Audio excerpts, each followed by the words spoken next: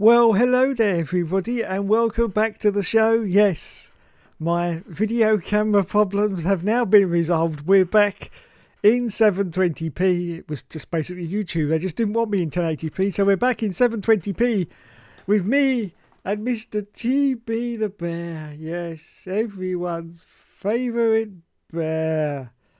Oh my goodness. And special Lewis Hamilton fan, aren't you, TB? Yes, special Lewis Hamilton fan.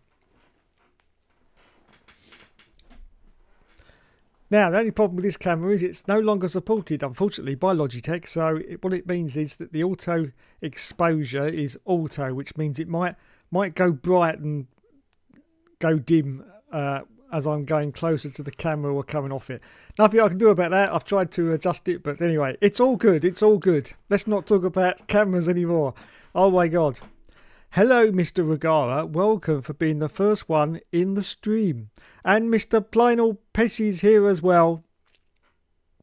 Mr. Plynal Plessy's here as well. He says, congratulations to Lando Norris on winning the Las Vegas Grand Prix. Yes, well, it looks like it's going to happen. It looks like it's going to happen. Now, of course, having a little few problems at Las Vegas with some rain, but that's all done now, I think. So, yes, it's Viva Las Vegas. And I hear that you know, that globe thing in the middle of the circuit that was at Las Vegas, that's been a complete flop, apparently, and it costs so much money to run. I think they're going to scrap it. Yes, they're going to scrap the globe, I think, because it's just ridiculous. Yeah, it's ridiculous. So yeah, it wasn't the success that everyone thought it was going to be. It's actually, you actually can walk inside it and it's like a big cinema thing inside apparently, but yeah, it hasn't proved very popular, so I think eventually they're going to abandon that because it costs a fortune. Hello Shane, welcome to the stream. He says, I'm devastated that there will be no F1 game next year. I know, it is sad news, and I have to say, a little bit surprising.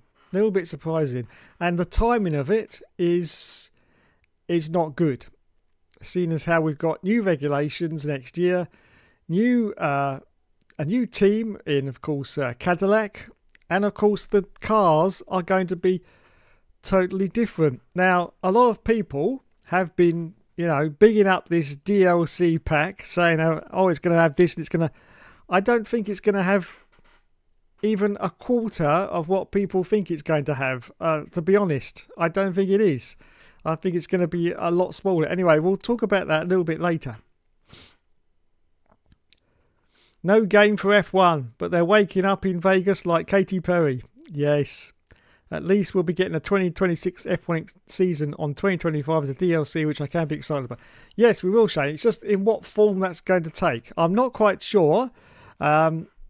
That there'll even be a career mode for 26, because it's going to be a lot of hassle to implement, because as I say, the MGUH has disappeared for next year. That won't be on the cars. Now, the MGUH is currently in the 2025 cars. So I'm not quite sure how they're going to work that around if they're going to do a career mode. I'm thinking, of course I may be wrong because I haven't got a clue. I don't know what Codemasters have got planned, but I'm thinking that maybe the 2026 may just be a championship mode. You remember the old championship modes where you just pick your driver and you did one season and that was it? I'm just thinking that that may be the add-on. I'm not quite sure they're going to be able to incorporate 2026 into a 10-year career mode. I mean, it's not going to be a proper career mode anyway, because it's already been confirmed that Madrid will not be included in the DLC pack. The new circuit will not be included in the DLC pack.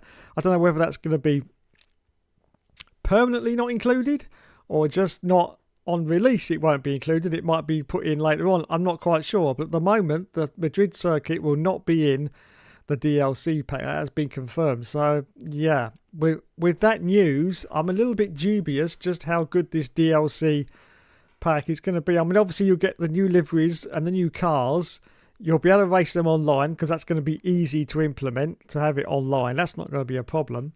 But the problem is trying to shoehorn that in to a current game that's running, which is F1 25. It's going to be completely different. And I just think that's going to be too much work. And obviously they made this decision by Codemasters and EA to save work, not to increase it. So I think there's going to be a lot in this DLC, but I think there's going to be a lot missing as well. I just got sort of vibes of F1 2015 about this whole arrangement. And I've got a sneaky suspicion that when it comes out, it's not going to have as much as people are expecting it to have. I just don't think it's going to. There's six editions of Top of the Pops on tomorrow night. 2 from 1998, but also 1979, 1988, 1981 and 1991. 3 hours worth of Top of the Pops. Fantastic. Shane says, like I said, next year will be the first game since 2008 where there'll be no F1 game. Yes, it will. Yes, it will.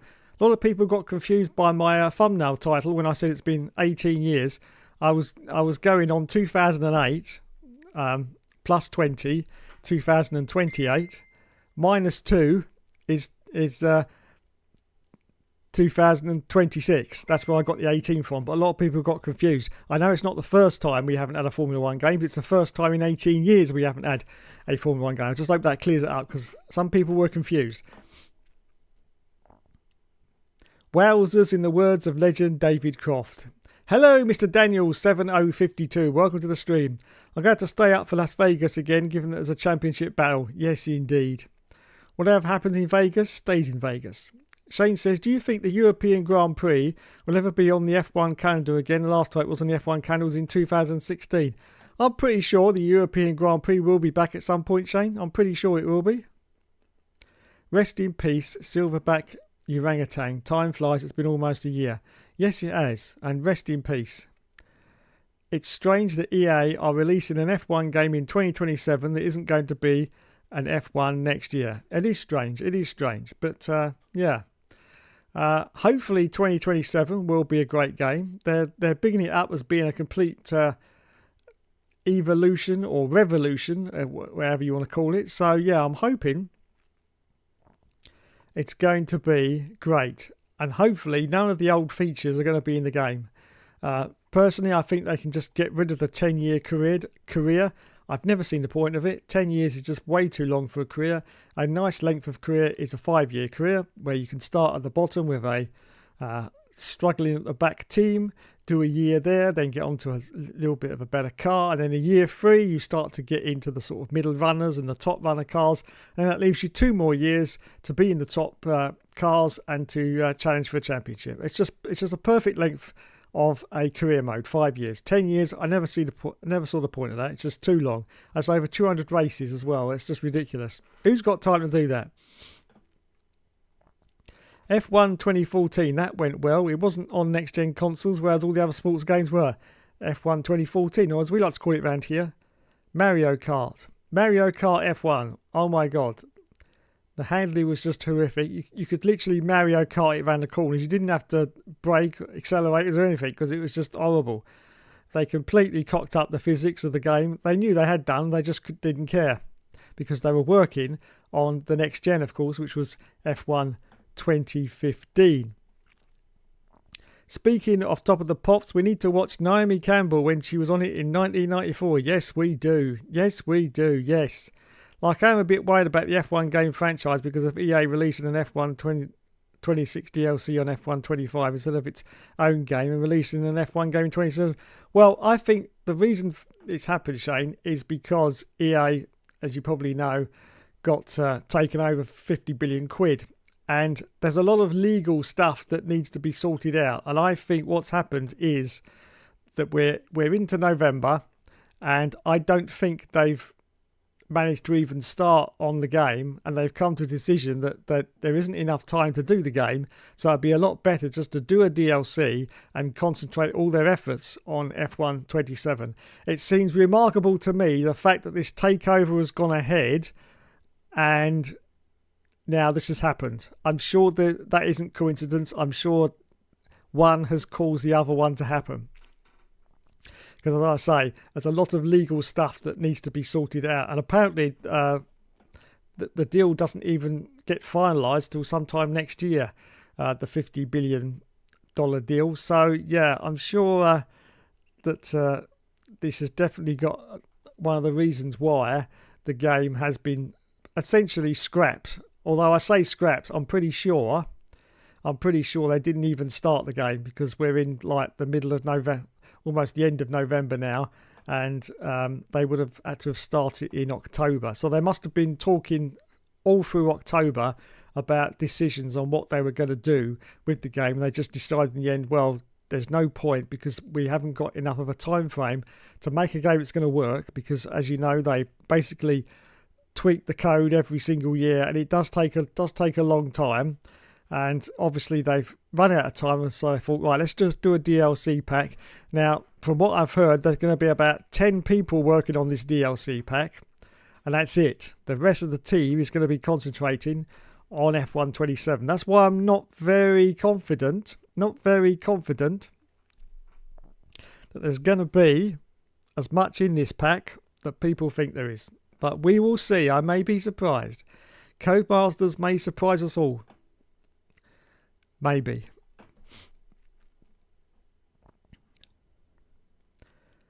I'm pretty sure myself the European Grand Prix will be on the calendar myself, because some countries are hosting more than one Grand Prix nowadays. Yes, they are. Hello, USA. Looking at you.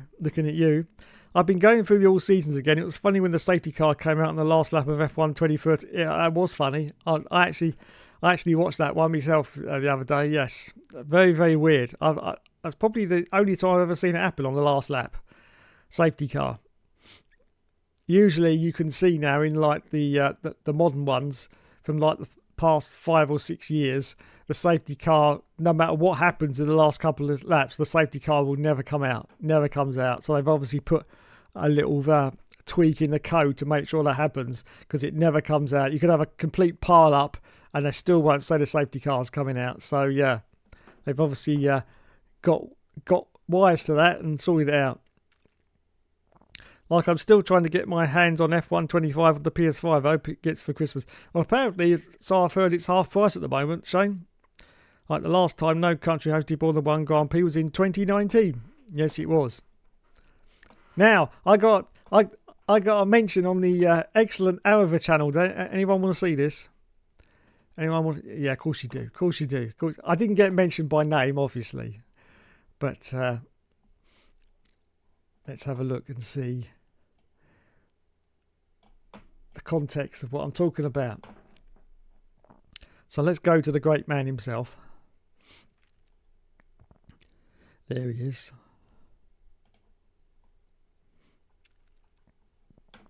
And make myself a little bit smaller. There you go. This was his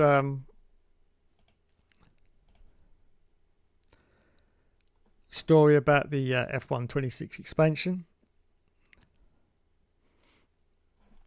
And we got adverts. Who wants some crispy roast potatoes? No, me neither.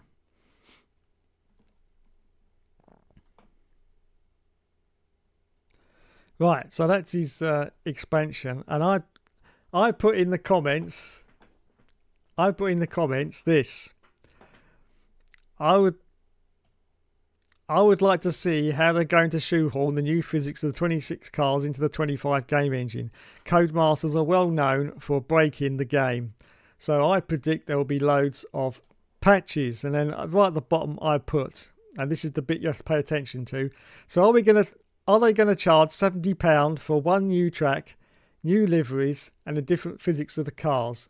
Yeah, of course. It's EA. So that's what I put as my comment on his last video. And then on his follow-up video, which is there, I got this at 7 minutes and 37. Let me just go back a bit to add some context. Here we go. Let me put my headphones on, so I can know I've got the right segment bit.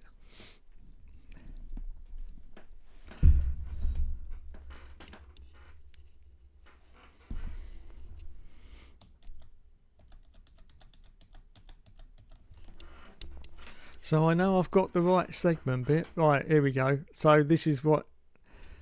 Let me get some audio for you.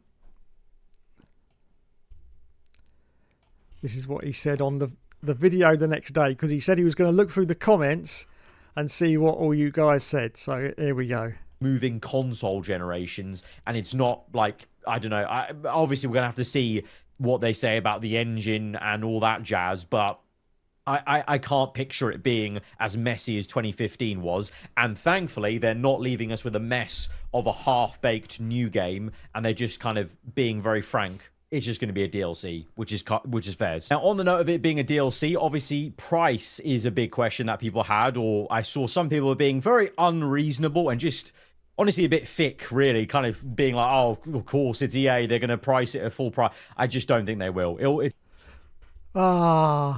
He called me an idiot. I love you, Arava. I love you. Yeah, I put that comment very late, so I think it got to the top of the pile, so that's probably the one he saw. So, yeah, there you go. There's Mr. Arava calling me an idiot. Love it. Love it. Right. Here we are.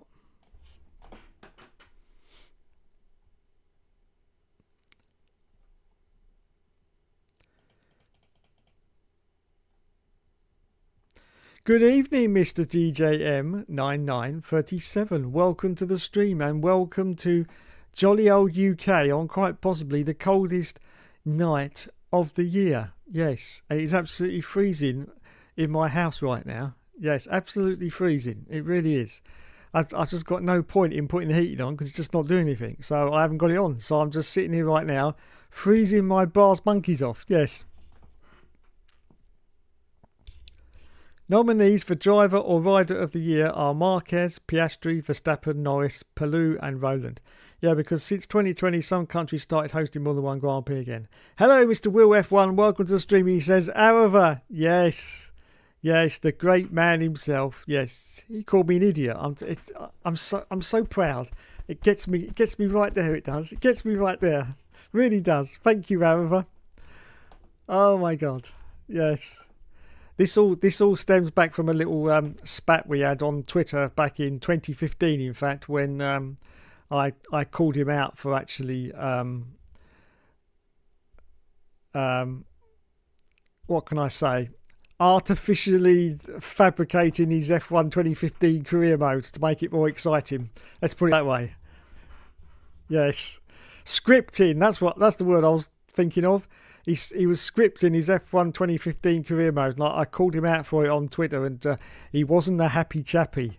Now, usually my comments don't even get through onto his channel, but that one must have slipped through the net. Yes, must have slipped through the net, because usually I'm like shadow banned, and none of my comments actually show up in his feed. But this one obviously must have slipped through the net. Yes, slipped through the net. So yeah, that's what it's all about. We had a little spat in 2015. It was actually me and Niran, the flying orangutan, who ironically enough is actually now his flatmate, Arava's flatmate. Yes, but he was calling him out as well over his 2015 career mode, because he was at Abu Dhabi. He just blatantly turned into the car, going round to another car, going into a corner to win the race, I think, and win the championship, something like that. Anyway, I mean, it was so blatant, it was unbelievable. I mean, you talk about my scripted all seasons, but this was on another level. And so yeah, I called him out about that, and he wasn't happy. Yes, in fact, he actually atted back at me, with my name on Twitter. And I was like, oh, that's not a happy camper.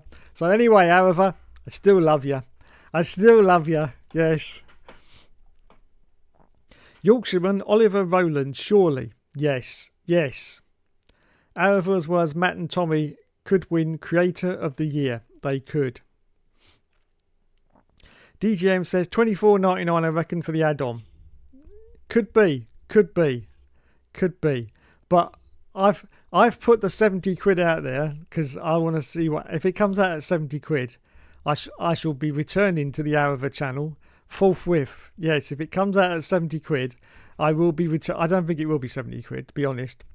But I've got a sneaky suspicion, as it's EA and Codemasters, I've got a sneaky suspicion it could be 50, you know. I think it could be 50. But yes, could also be 24.99. We will see. Shane says, like, I see why you're looking at USA because they are hosting more than one Grand Prix, which are the United States Grand Prix, the Miami Grand Prix, and the Las Vegas Grand Prix. Yes, indeed. TNY should win that. Yes, he should. WTF1 should win. Oh, wait. Yes, Plynal, yes. I hope Matt and Tommy win it. To be honest. Ferrari, WEC and McLaren among nominees for the teams. 1998 and Top of the Pops will be finished on the 19th of December. One of the upcoming episodes will have another song edited out as it has Celine Dion with R. Kelly. Oops. I believe I can fly. I believe I can touch the sky. Yes. Not good. Not good. Celine Dion with R. Kelly. I don't think I've ever even heard that song. I must admit. Get Kelly Brook on the All Seasons. Yes, we should do. We should do. Yes, Kelly's in the jungle right now, isn't she? Yes. I'd love Kelly in the jungle myself. Yes. Yes. Oh my God. I'm your angel, right? Yes. Yes, it's that one. However is right, says Will. What about me being an idiot? Yes. I quite agree. Also, that is the thing, Dave. I haven't been able to save up to buy F1 25 on the PS5. Yeah, well, I can't say for sure, Shane, but I have heard from a couple of people that it is currently half price. Currently half price. So there you go. Go get it. Go get it. Right. As I said, it is the Las Vegas Grand Prix, and we've got a triple header now to finish off the season. Yes, it's going to be a triple header. We've got Las Vegas, then next week it's Qatar, and in the week after that it's Abu Dhabi, of course, for the final round of the championship. So I think that's going to be the 7th of December. Another very, very late end to the F1 season once again. I hate it when it gets into December. They should have it finished by the end of November at the latest, but no, it's going into December. So yeah, 7th of December I think is Abu Dhabi, which is why I hope to get it for Christmas. Nice. The Hookster was 73 years old when Formula 1 98 came out. I was. I remember it well, that game. What a great game that was. Yes, F1 98. You can forget all the rest. You can forget your modern F1 game. If you want the pinnacle experience of Formula 1, you need F1 98 because it has got everything that you need. And things that you didn't think you needed are in that game. Yes, absolutely. Incredible game. Incredible game. Right, let's go to the F1 news and see what's going on in the wonderful, wacky world of Formula 1. Which, according to one certain individual, is all fixed. It's all fixed. Oh, here we go. Here we go. The BBC. Yes, we trust everything they say, don't we? Maybe later.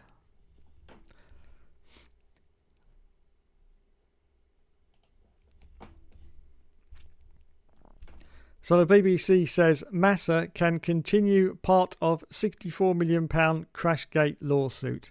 Former Ferrari driver Felipe Massa can continue part of his legal action over the Crashgate scandal at the Singapore Grand Prix in 2008, but he has had other elements in his case dismissed by the High Court. A court ruling said Massa can try to recover damages in regards to the controversy, but rejected his claim for declaration he should have won the 2008 driver's title. Now that's a good decision, really is, because you can't start changing championships. I mean, this is 2008 for God's sake. The Brazilian launched legal action against former F1 boss Bernie Ecclestone, Formula 1 and the governing body, the FIA, over an alleged conspiracy, he says, denying the title which was won by McLaren's Lewis Hamilton. Massa was leading in Singapore when Nelson Piquet Jr. deliberately crashed to create an opportunity for his Renault teammate Fernando Alonso to win the race. Massa believes that if F1 chiefs had investigated the incident sooner and the result had been annulled, he would have been crowned world champion. The 44-year-old is seeking compensation in the region of about £64 million. At a hearing last month, the defendants, Ecclestone, F1 and the FIA, attempted to get the case thrown out, saying it was Massa's performance which stopped him winning the title and the matter had been brought too late. Mr Justice J handed down his ruling from his hearing on Thursday. He allowed the matter to proceed and said Massa had a real prospect of proving at trial his case for damages. He rejected the defendant's claim the issue had been brought up to court too late, as Massa had only discovered facts to help him in his case as recently as 2023, when Ecclestone gave an interview speaking about the 2008 incident. However, to allow the declaration element of Massa's case to proceed comes too close, in my view, to impinging on the right of the FIA to govern its own affairs. Mr Massa is not entitled to claim declaratory relief for reputational or publicity reasons. The present claim cannot, of course, rewrite the outcome of the 2008 Drivers' World Championship, but if a declaratory relief among the lines sought were granted, that is how Mr Massa would present his victory to the world, and it is also how it would be perceived by the public. Massa welcomed the ruling, saying in a statement, "It marked a great day for me, for justice, and for everyone who loves Formula One," and reasserted his belief the crash stole the whole championship for me. The FIA, meanwhile, pointed the elements of Massa's claim being dismissed and said while the matter could proceed, it was on significantly narrowed grounds. Massa was leading the inaugural race in Singapore from pole position when Piquet deliberately crashed at turn 17 on lap 14 to bring out a safety car. That benefited Alonso, who had made an earlier pit stop than his competitors. During the safety car period, Ferrari botched Massa's pit stop and he left the pits with the fuel hose attached to the car, accidentally knocking over a crew member. He rejoined the track towards the back of the field and finished 13th, outside the points. Hamilton, who came third, increased his championship lead over Massa to 7 points and subsequently won the title by a single point. At the time, Piquet described the shunt into the wall as a simple mistake. However, when Renault dropped him during the 2009 season, he revealed he had been asked by the team to deliberately crash, and his actions led to an investigation which resulted in Renault team principal Flavio Briatore and chief technical officer Pat Symonds being banned from F1 for several years. Alonso was cleared of wrongdoing and the FIA found no evidence he was aware of the plan. Briatore is now executive advisor to the Alpine team, while Symonds is part of the Andretti Cadillac F1 program. So there you go then. He's been allowed to continue for damages, but the actual results of the championship are going to stand, which means now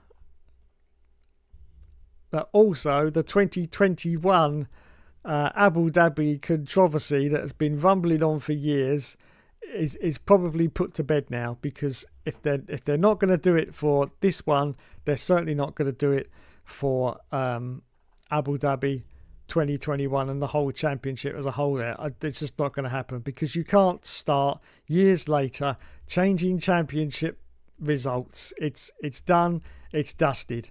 There has to be an appeal process and a length of an appeal process. If you're going to contest that the championship was, unfair or whatever, you've got to do it within a certain time scale. I would say 6 months after the affair must be a maximum cut-off before you can start claiming this stuff. And this has just gone on far too long now. And everybody out there with all their conspiracy theories need to just calm their tits down now, because it's not going to happen. Okay, 2021 Abu Dhabi, nothing's going to happen now, because this has gone through and they're not allowed to change the championship results.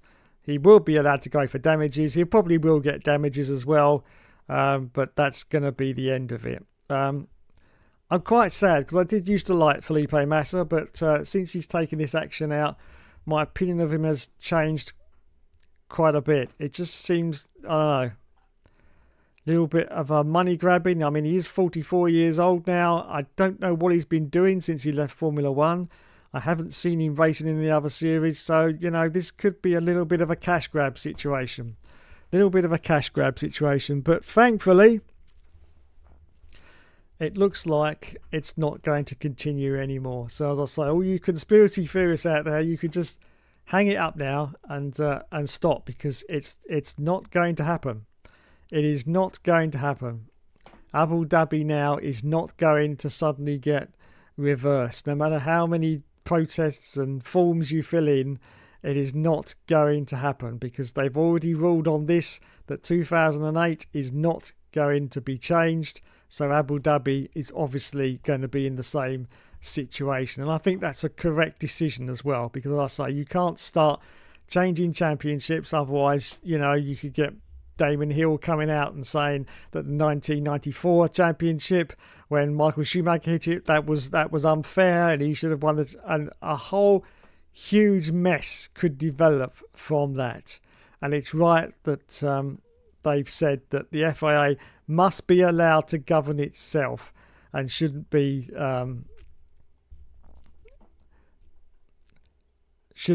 allowed in the court process to actually change the results of what's happened in the past. I mean, it's just ridiculous. It could end up as a huge situation if this was allowed to continue, and results and races and championships getting resolved in the courtroom instead of where they should be resolved, which is on the track and once the season's finished.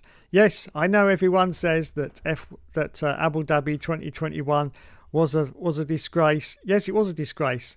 But what you got to remember is someone made a mistake. That someone was Michael Massey. He made a mistake and he paid for that mistake because they fired him. They didn't fire him for no reason. They fired him because he made a mistake, and that's it. That's the end of the story. He made a mistake and they fired him. There was no conspiracy. There was no everyone being involved. The commentators, all the commentators do is have a TV feed in front of them, and they talk about it. They have no idea what's going on with the actual race and what's going on with the people behind the scenes, because they're not talking to them, are they? They're sitting in front of a screen watching the race and commentating on it. So to even suggest that the commentators were in on it, it's just it's madness. It really is absolute madness. It's insane on another level. It really is. And everyone just needs to stop. Just stop. Take a breath and think about what you're saying.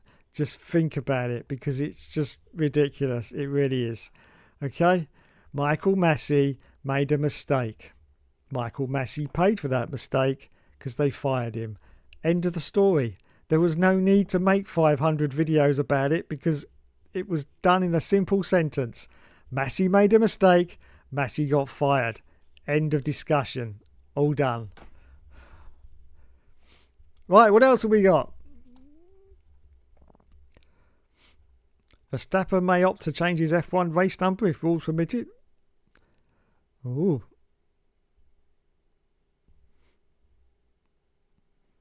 Massa's lost. It's all about Massa at the moment. F1 living legend to be subject of remarkable story documentary. That's Adrian Newey, of course, looking at his photo there. So there we go. There we go. Let's go to the official Formula 1 page and see where we are. Oh my goodness, what's going on? What's going on? Watch the weekend warm-up from Las Vegas. Wowzers. Right, where are we? Schedule.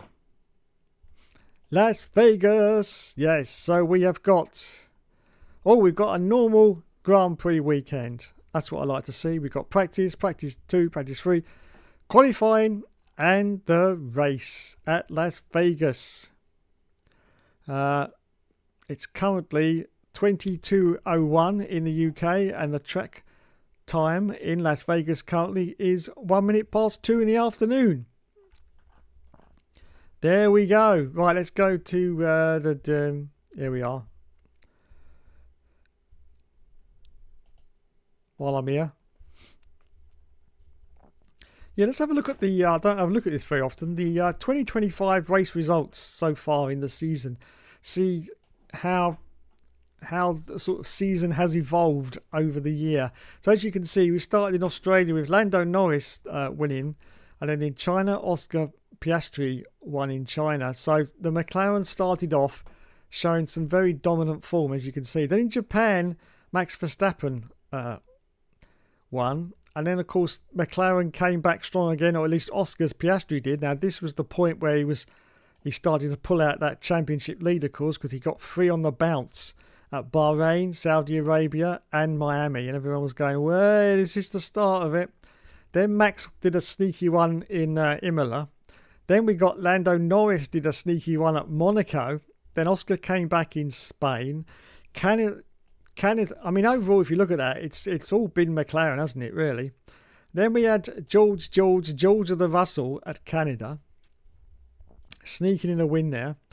And then back to the McLaren dominance again. Austria was Lando, Great Britain was Lando, Oscar was Belgium, Lando was Hungary, Oscar was the Netherlands. And then, as you can see, in the last third of this championship, Red Bull and Max have really come back again. Max winning in Italy and Azerbaijan, and everyone thought, oh my goodness, Red Bull are back. Could they actually have a chance of winning this championship? Then George sneaked a win in there in Singapore. Max was back in the United States. And now for the last 2 rounds, we've had Lando winning. So yeah, if you look at the overall season, though, it's definitely been McLaren dominance. Definitely McLaren dominance. In fact, I'm very surprised that Max is as high up the points as he is, because he's only had 1, 2, 3, 4, 5 wins the whole of the season so far. 5 wins for Max. Lando's had 1, 2, 3, 4, 5, 6. He's had 7 wins so far. And Oscar's Pastry has had 1, 2, 3, 4, 5, 6, 7. Also 7 wins. So they're level apiece on wins between Lando and Oscar's Pastry. Yes. Interesting.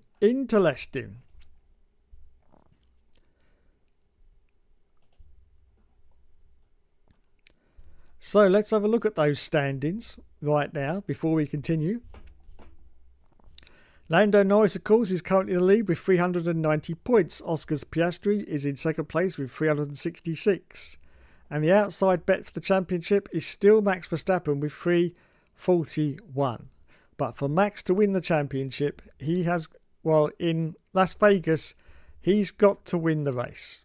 No matter what, he's got to win the race. He's also got to win the race in Qatar as well. He's got to win both those races.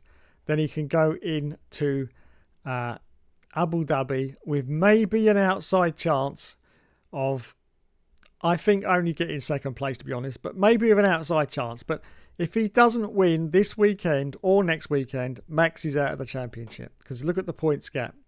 341, 390. That's a very slim, because don't forget, of course, if Max wins and the other two come second or third, they're still going to get points, and they're only going to be like 8 points behind. So that would be a very slim chance of Max winning the championship now because of the points gap between him now and Lando Norris. Very slim chance. So he's got to win both these 2 rounds. He can't even afford to come second. He can't even afford to come third. He's got to win. He's got to win both the rounds. And he can go into Abu Dhabi with a slight possible outside chance of nabbing second off of Oscar's Pastry. I don't think he's got any chance of catching Lando now. I think the points gap is too much. Then we got George of the Russell. Unfortunately, he is now out of the running because he's only on 276 points. So there's no chance he's going to win. So the best he's going to end up in the championship is 4th overall, which is still a very great result for the Mercedes team and George of the Russell. And of course, he's got that contract signed as well. So it's all looking good for George at the moment. Charles Leclerc is in 5th with 214. The Ferraris, the very disappointing, it has to be said, Ferraris for this year. And Lulu Hamilton's in 6th place with 148 points. Quite a big gap between Lulu and Charles Leclerc, as you can see. Kimi Antonelli, he showed so much promise at the start of the season. really tailed off in the middle part, but he has sort of pulled it together towards the end. But he is definitely one that needs to pull his socks up, because he is in the Mercedes. He's in one of the top cars, not the top cars, but it's definitely, I would put it sort of level with Red Bull, to be honest, because they have days where sometimes they're beating, sometimes they're not. So definitely the top car. So he's got to pull his act together for next year. And I just clicked on the wrong thing. So, and then of course we've then got a huge gap to 8th position, which is Alexander Albon in the Williams. Still done very, very well in that Williams, which showed a lot of promise at the start of the season. Unfortunately, it's tailed off a lot. I think they're mostly concentrating now on the 2026 car, so they haven't done much development.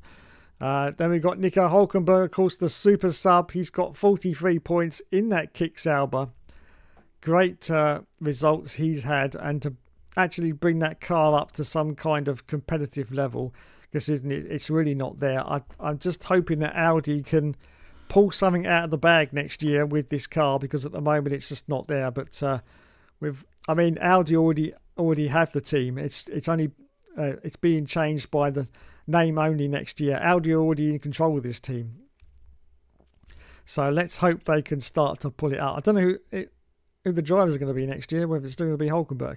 Anyway, Isaac Hajar is currently in 10th position with 43 points. Quite a good result, I say, for Isaac. Overall, Oliver Behrman's been a bit of a revelation as well in the Haas team with 40 points. And Grandpa Alonso is there in 12th position with 40 points in the Aston Martin. Well done to Fernando Alonso. 13th place goes to Carlos Sainz in the Williams. A very, very, very disappointing season for Carlos Sainz, it has to be said. Just 38 points in the Williams. Promised so much, promised a lot from the Williams team as well. Hasn't come to fruition. Carlos just hasn't gelled in that team, unfortunately. Liam Lawson, what can we say about Liam Lawson? 36 points in the Racing Bulls. Lance Stroll, yes, Daddy's favourite, is in 15th place with 32 points. He will still be racing in Formula 1 until he's probably 55. If his dad owns the team, Lance Stroll will still be there. Esti Besti is in 16th place in the Haas team with 30 points. Yuki Tsunoda, very, very disappointing for Yuki. I've got a lot of respect for Yuki, but he's just not done a thing in that Red Bull. Really hasn't. I mean, that is a top running car, and he just hasn't done it. And the results are clear to see in the points, 28 points. Pierre Gasly in the Alpine, who's just signed a very long contract with Alpine. God knows why. God knows why, but he has done. He's got 22 points. And then Gabriel Bortoleto, who has shown some form the last few races, has got only 19 points though, which is quite a huge gap between him and his teammate, Nico Hülkenberg. Not just that, but you can see that the positional gap is huge as well. 19th place for Gabriel Bortoleto. Excuse me. 9th position for Nico Hülkenberg. And then we're in the loser territory. Franco Colapinto, who's done absolutely nothing in that Alpine, it has to be said. And there are the results reflected on screen. 0 points in Jack Doohan. He's obviously not even in Formula 1, only as a test driver. Nil points for Jack Doohan. So there you go. That's how we are doing at the moment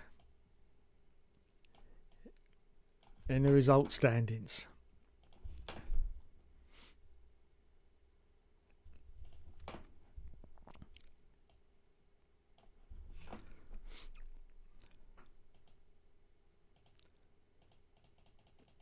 Where are we?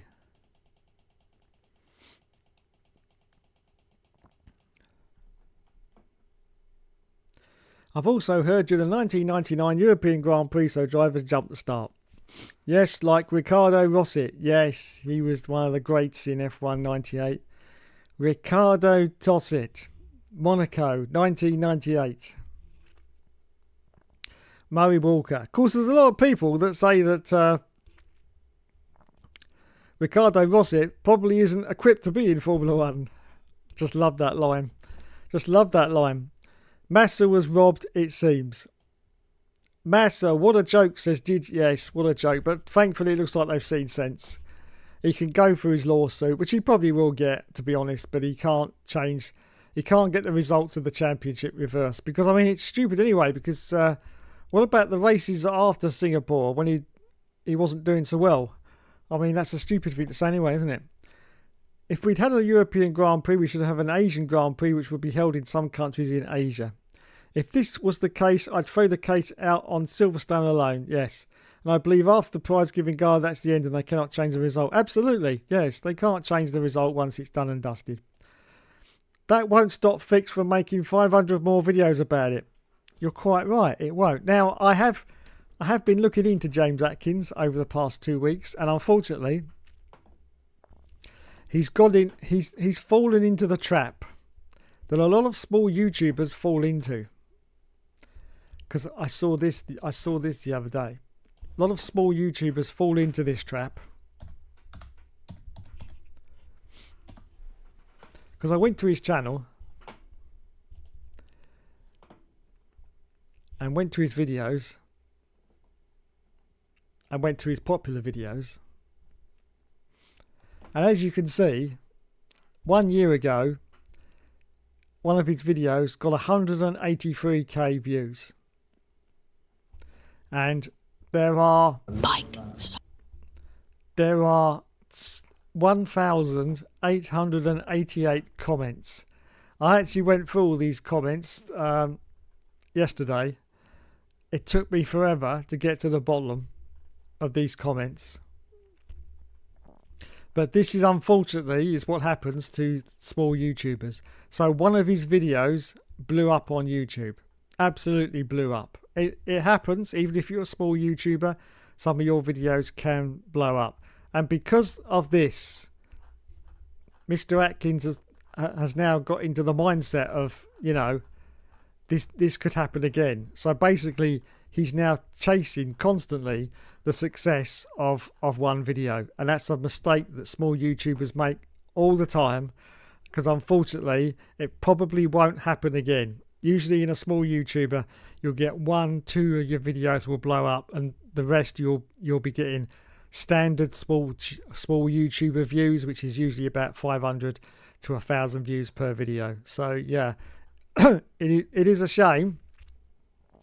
I think if it hadn't have blown up, we would not be seeing the amount of videos that he keeps coming out with. But yes, I've gone through a lot of the comments. Lots of people saying he should take off his tinfoil hat, which I thought was quite good. But anyway, we'll get off Mr. Atkins. But yeah, I just thought I'd point that out.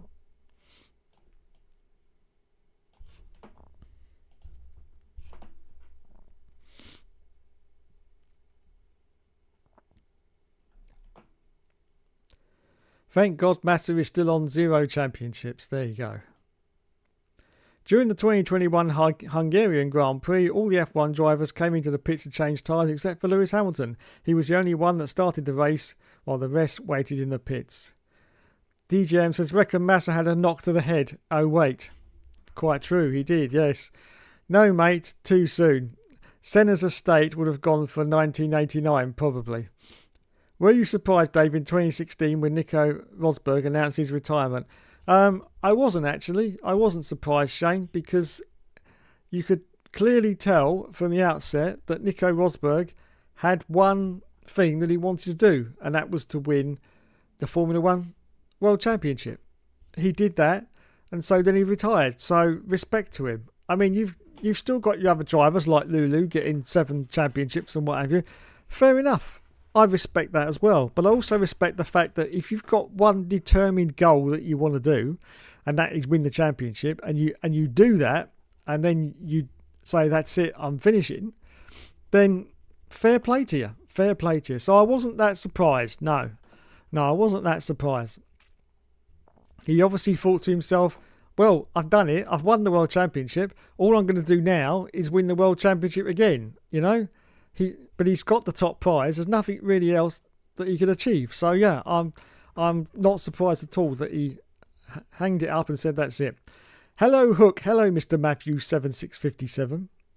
Oh my goodness, Mr. Plant Pot's in as well. Hello, Mr. Plant Pot. Welcome to the stream.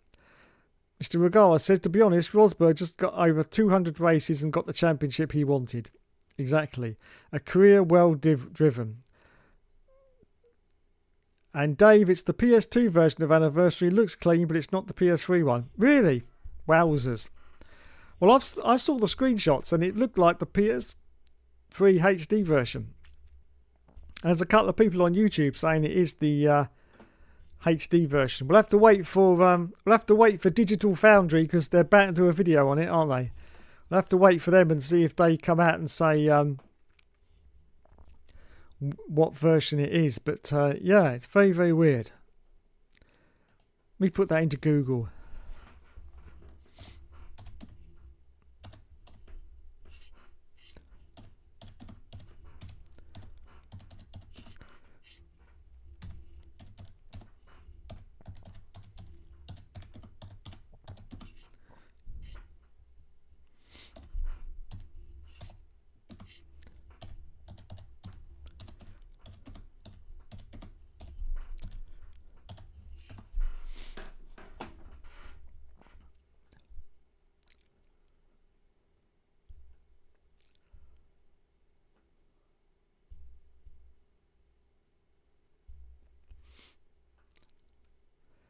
Ah, it doesn't actually say which version it is. That's very, very weird. Not even Google's. So I'm not trying to cover it out. I'll show you. That's exactly what's on my screen. Is Tomb Raider Anniversary the PS3 version on PS5? It does not say. It does not say. Usually the AI would have said yes or no, but very, very weird.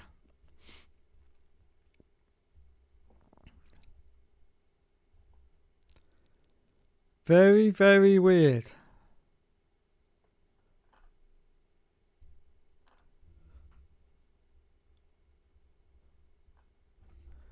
We've got a side-by-side comparison.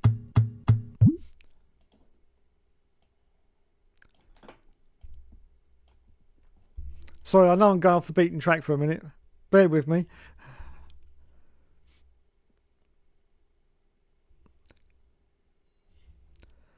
Adverts, bloody adverts. There it is. Insistence that we press on in spite of these failures has morale low. I suspect Jenkins to be the author of this sedition.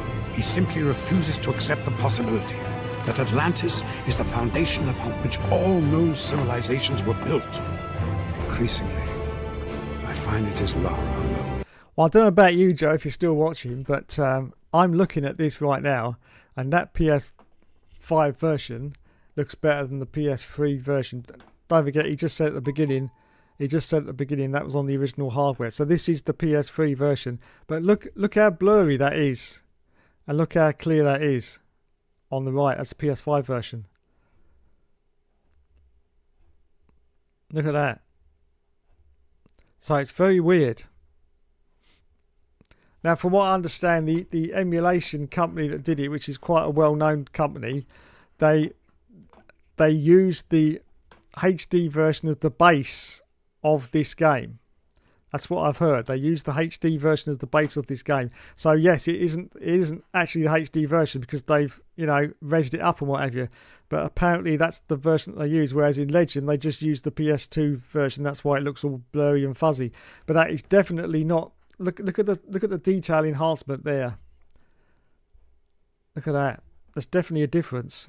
Remains untainted by academic dogma and open-minded enough to see this truth.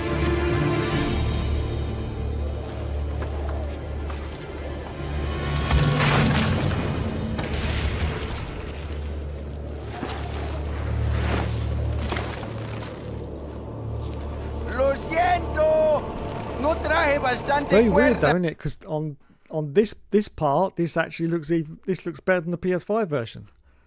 See that? It's very weird. Very weird indeed. Not to worry, I'll find another way up.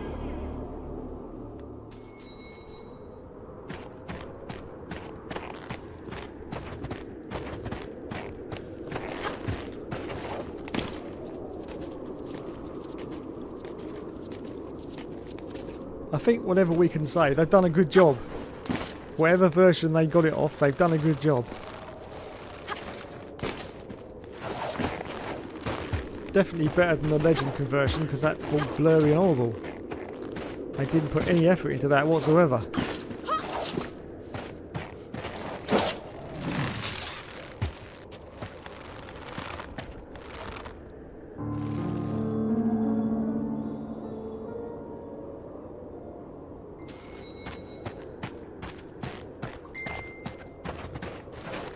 So yes, very interesting. Anyway, sorry about that.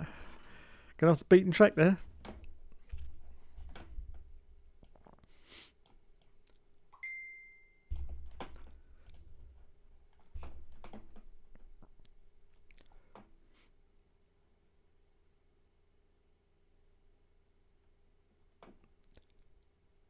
Hello, Mr. Plant Pot. Oh, there you go, I've done it. Verstappen and Norris will have their names next to each other on the Hall of Fame. Yes, they will. Show us Naomi Campbell on top of the pops. Oh, blimey. What am I doing? Not that one. Not that one. That one.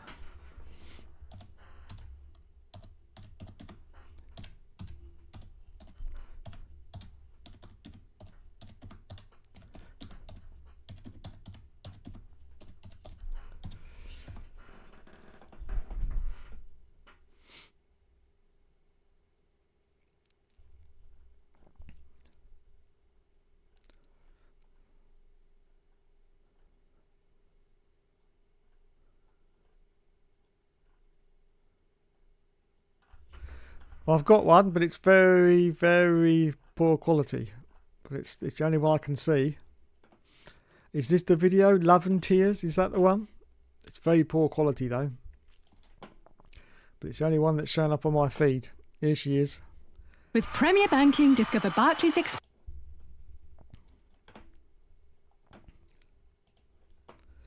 Oh, here we go.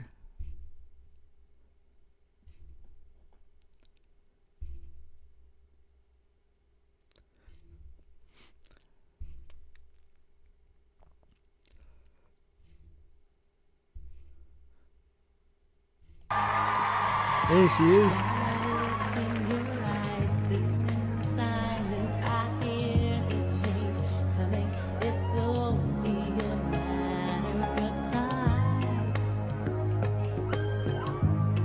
What the hell is this?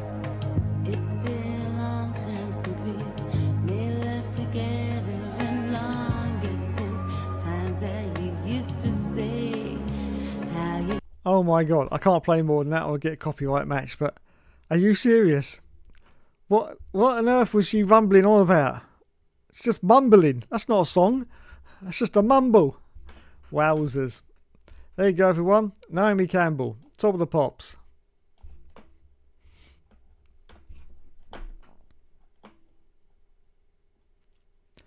I really wish the original F1 2020 calendar had happened. Yeah, me too.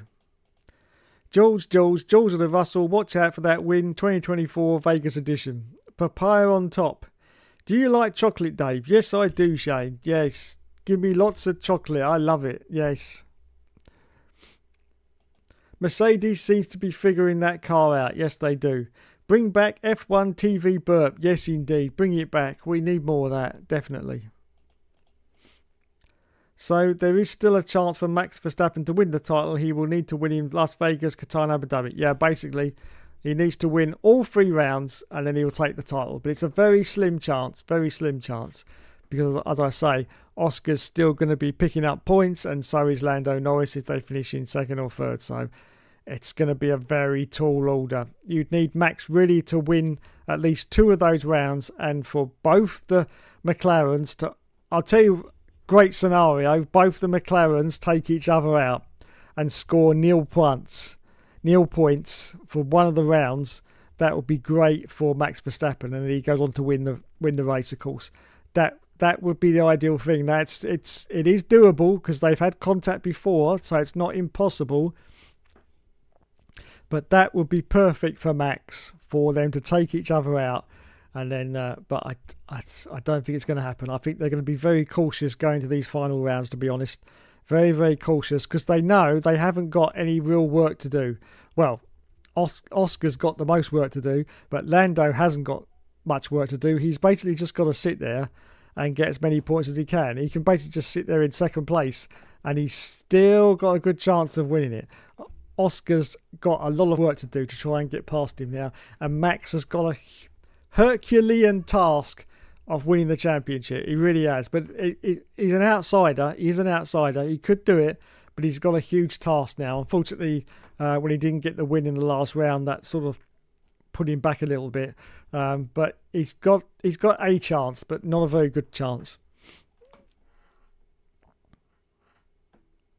Hopefully, like Schumacher in 2006, his engine goes in Qatar and he loses. Yes.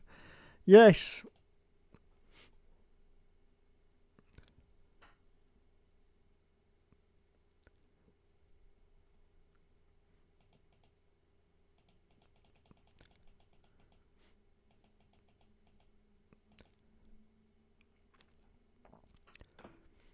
Sonoda hasn't done shit in that Red Bull, unfortunately. Plano Play says, "Well, it's a fairly short debate, Murray." That's the one. That's the one. That's the quote I was looking for. Yes, coming from Martin Brundle, wasn't it? Yes. Well, it's a fairly short debate, Murray. A lot of people say that Ricardo Rossi isn't really fit for Formula One. I wonder if F1 will get some new places to visit for a Grand Prix, or will it be the same ones from next year? Well, next year, of course, we got Madrid as a new circuit, and if anyone's seen that circuit, it looks like Mario Kart on steroids. Yes, it looks horrible to me, but anyway, Formula One's getting it next year, so there you go. I mean for 2027, yeah. I mean for 2027, I wonder if F1 will get some new places to visit. I'm not quite sure. Not quite sure. Oh, so that's why Nico Rosberg retired in 2016, because he only wanted to win one. That's it, yeah. Yeah. I mean, I don't know if he had that in his mindset. Oh, I'm just going to win one title. But after he'd won the title, he thought to himself, you know, I've done it. What's the point of carrying on? I can see why some people were surprised that Nico Rosberg announced his retirement in 2016 because he was 31 back in 2016. Yeah. Plana Please says, boring. Oh, is that my Tomb Raider bit? Is that my Tomb Raider bit? Lara Croft carried Tomb Raider. Yes, she did. She had her knockers.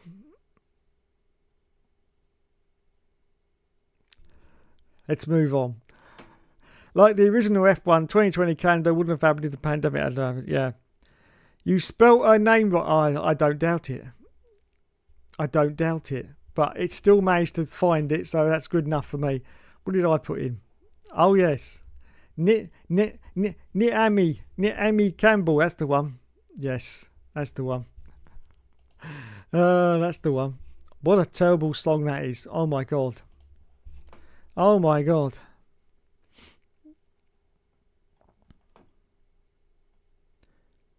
I can't hear it. Well, that's good. Now I can. Yeah, it's all right. I just had the volume muted for the start of it. That was all. Oh my god. She barely made the top 40. I'm not surprised. But isn't that top 40 actually a top 100?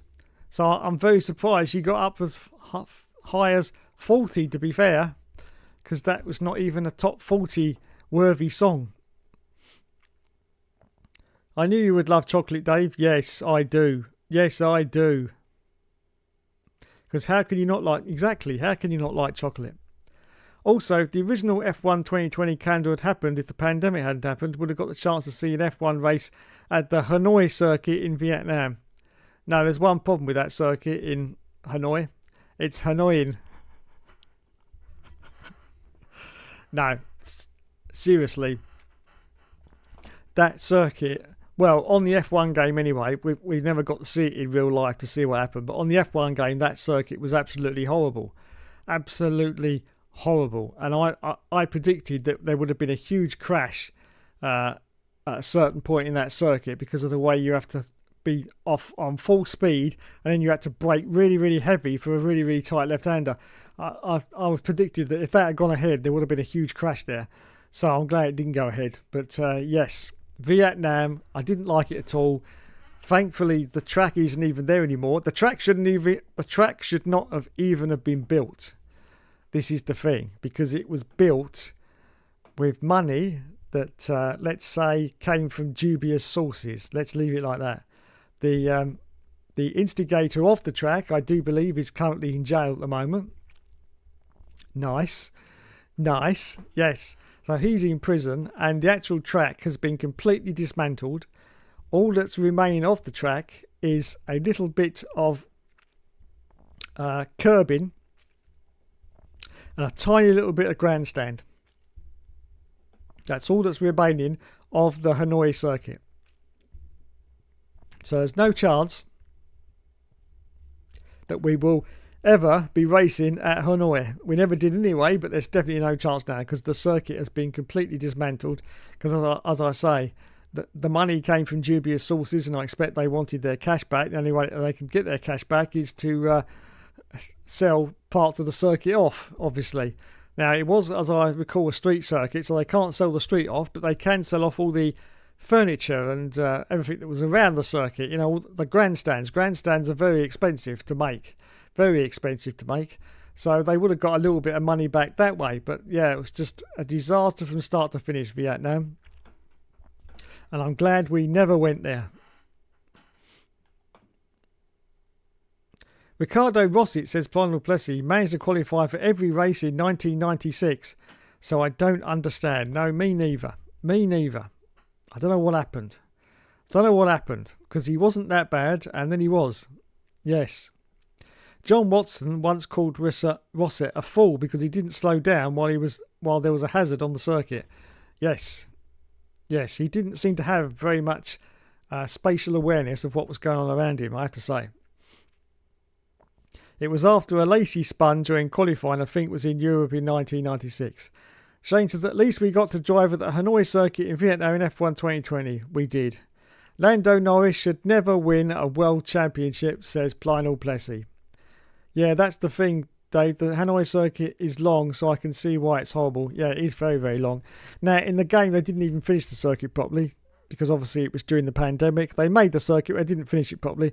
If you noticed, when you play the circuit in the game, there's no actual DRS boards on the track, so you don't know where the DRS marker zones are because they didn't put them in because obviously they weren't sure where they were going to be until they actually raced there. So Masters just went, oh, we won't bother putting them in then. So yeah, if you actually drive that track on F120, go round it and you will see that there's no DRS marker boards.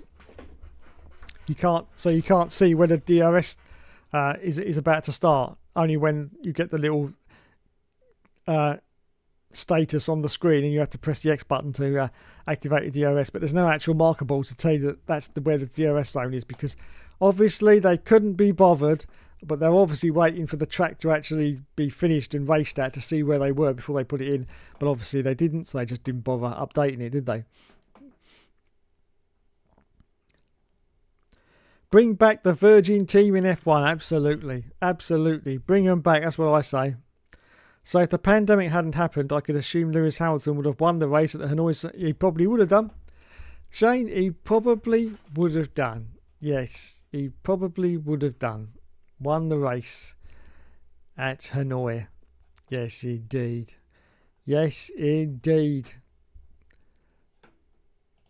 Right, did we finish up with the F1 news? I can't remember.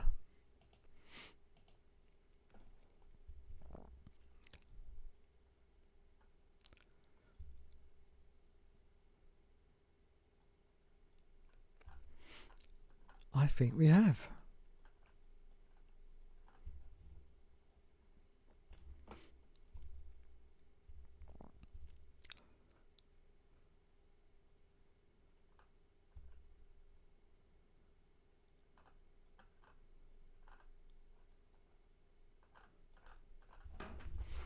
I think we have.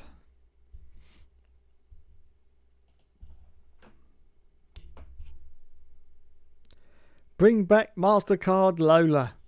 We've got to remind ourselves of that, haven't we?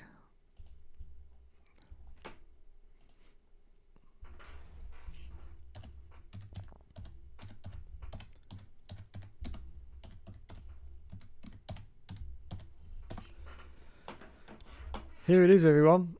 We've got to remind ourselves of quite possibly the best looking liveried car. There it is. Look at that. The MasterCard Lola. Look at it. What a thing of beauty that was. Was going to be in the F1, was it 97 championship? I think it was 97. But unfortunately, the biggest joke of all, even though they're sponsored by MasterCard, they ran out of money. Oh my goodness, they ran out of money. Yes. Let's do a new tab on that a minute and go to where are we going to go to? Let's go to images again. There we go. F1 97 car. Let's have a look.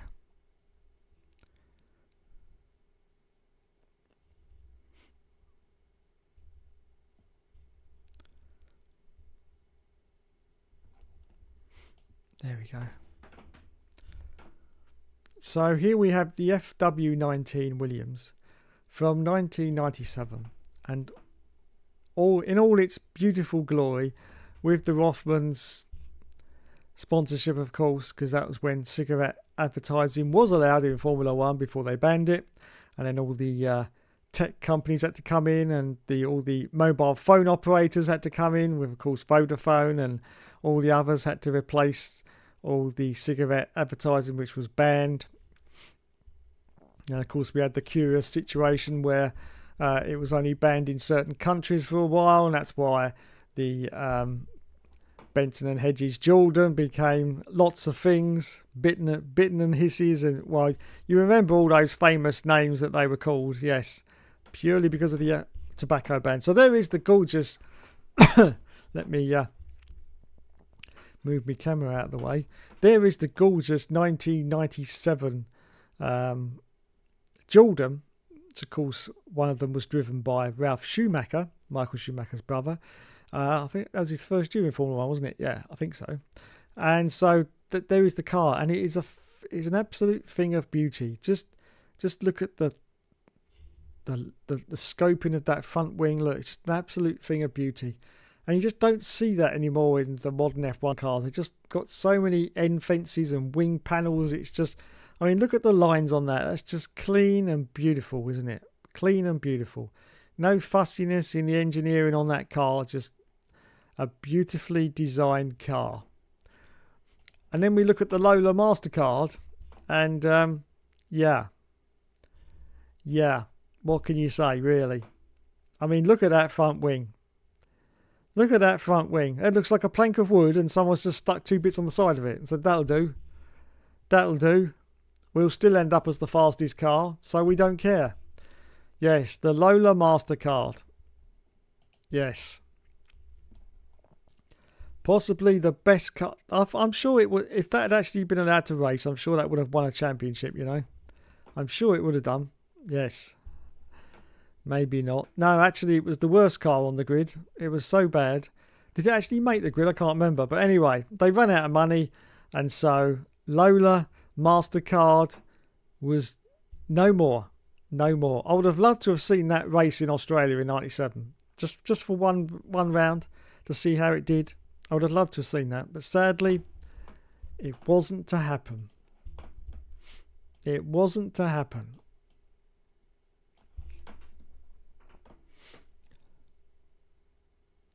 I wonder how they would have done if they didn't enter F1 a year earlier. Yeah. For some reason, Paddock is third on the XP list, yet I haven't seen him in the chat. Is he really?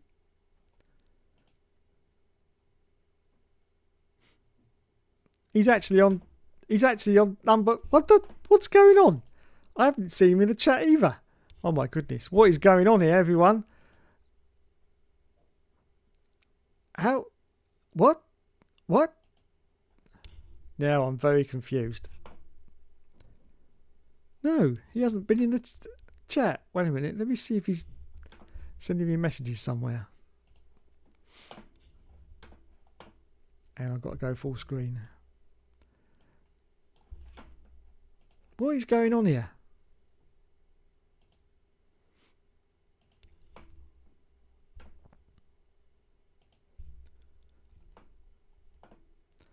No, he's nowhere. What on earth is going on? Well, now I'm confused. Has he hacked YouTube? Is that what's happened? Has he hacked YouTube? Has he found some way of bypassing the algorithm and he's actually got to the top of the list and he's not even in the chat? Yes, because of how good Lewis Hamilton is at winning races, which is why Shuey would have won the race at the Hanoi circuit in Vietnam if the pandemic hadn't happened. A shame because the car looked quite good. Should have been a cheat code in the F1 game. Yeah, should have been. They were in the manual. Yes, they were. And in the game files, there was unused commentary for the Lola team. Jack Villeneuve's championship winning Williams FW19. Yes. Williams became a question mark that year. Ferrari were barcodes. McLaren had the driver names. And Jordan had Bitten and Hisses or Shuey and Fizzy. Yes. Failed to qualify and pulled out on the Wednesday before the race. They would have got an NC, not classified like 40 did. Has Paddock been here, but has been shadow banned? No, I don't know. Maybe he has been shadow banned, but not by me.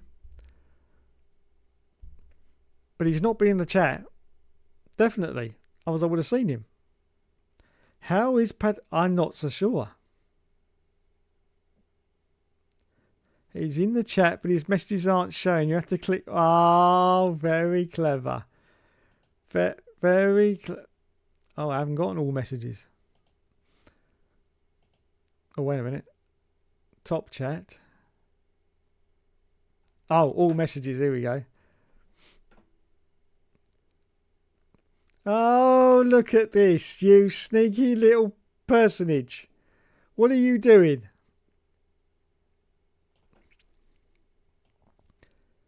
Oh my God, now I've got to go back and read all these bloody messages. Well, I can't, unfortunately, because I can't go back that far in the chat. So I can only go down. Here we are.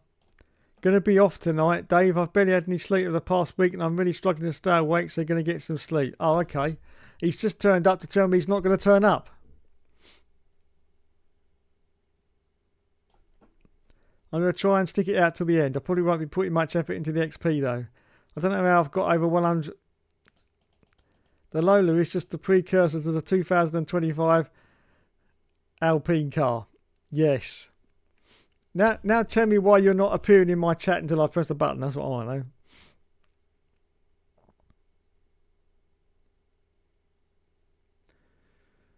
Failed to qualify and pulled out on the Wednesday before the race. Now they're about 13 seconds off the pace and 6 off making the grid. They would have got a not like 40 did, yeah. Messages aren't showing. He is or she is not even in the lead. But he is in the lead. He's got 150 XP, so there you go. Paddock Lesbian is not even... He is in the chat, Shane. You have to click on to live chat and then you have to put all messages are visible. I've got it on top chat. Put it on live chat. I don't know whether he's done that or whether it's just YouTube playing about, but you'll see his messages come up then.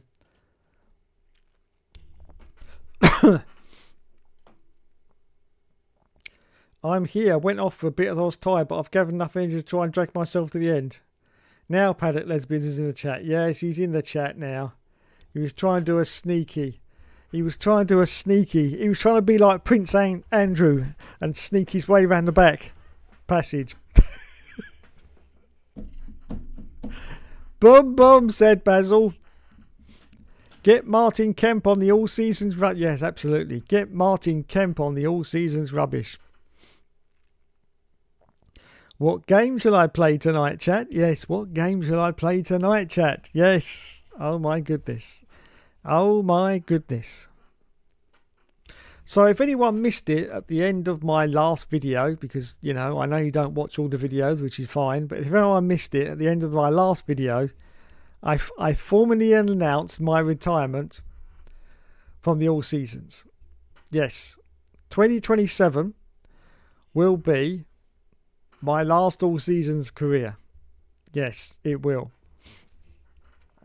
Now, if the 26 DLC pack doesn't contain a career mode, then I'll be going from 25 straight to 27. Which, don't forget, I'm a year behind anyway, so it's doable.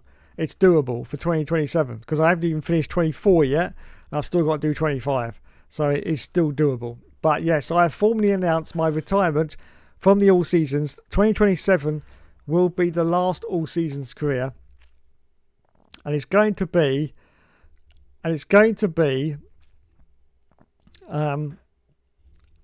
a greatest hits selection, because I'm going to bring Nicole back because she's always been a fan favourite, and of course now Nicole, through the power of AI, will be able to be a real voice. Yes, a real voice. So she's going to be back, and what I'm going to do is I'm going to go through all the old episodes of the All Seasons because I've never watched them myself. Only bits of them. I'm going to go through all the old episodes and see all the best bits of them, and just see if I can insert them into this final career. So I'm going to go all out for the final career. Now, the reason why I've chosen 27 to finish it is because, as Codemasters have said, we're building a brand new game. All this excitement and bullshit and bollocks, we don't know whether that's going to be true or not, but that's what they're saying they're going to do. So if they're going to build this brand new game, 27 was going to be the perfect game to finish on, because obviously 28 is just going to be a copy paste of the year before game. They're not going to do it. They're not going to do anything special in that. So 27 is the ideal game to finish it on. I was going to finish it on 26, of course, the first year, with the new cars, new regulations. That's not going to happen now because it's only going to be a DLC pack. And as I say, if there's no career mode for the 26 cars, then I'm going to have to flick from 25 to 27. But that's what I'm going to do, and that's going to be the final season. Everything has to end at some point, and I've been waiting on the decision to find out what was happening with the future games. This is the decision I've made, and I'll be finishing on 2027. Now, obviously, that's going to be a long time after 2027, because you've got 2027, so it'll go into 2028 before I'm actually finished. And then by that time, I shall probably be ready for the old folks home, and I'll be just doing the final episode, and they'll be carting me off in the white ambulance. Yes, so there we go. Don't panic. There's still a few years left. Still a few years left.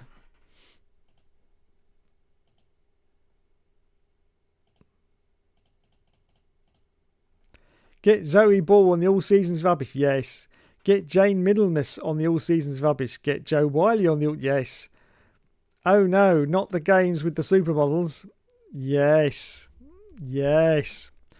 Can we just end the All Seasons on 25? Well, I would like to. But as I say, I want to end it with a bang. And if this is going to be an all new game, then we'll end it with that one. We want retro stuff. I know. So do I. The Hookster will take another sabbatical just like he did in 2007. Yes. Out of all the racing games we've also had Motorstorm. Yes. In 2015, he did the first race, but was out for the rest of the season. But we didn't count it because it had no career mode. Yes, that's right. What did I can't remember what I did. What did I do for that one?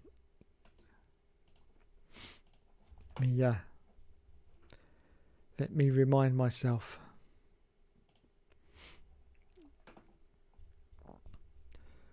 Playlists. Oh.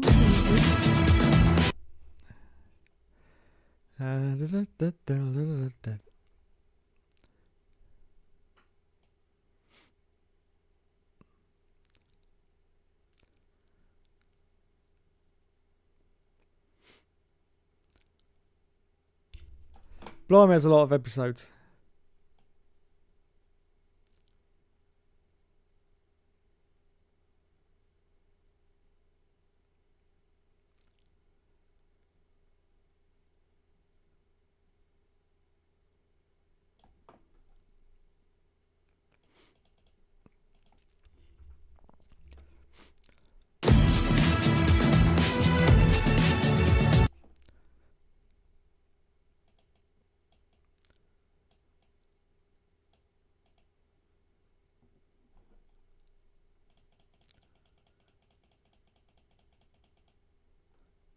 Here it is. At Ferrero, we source our... Here it is.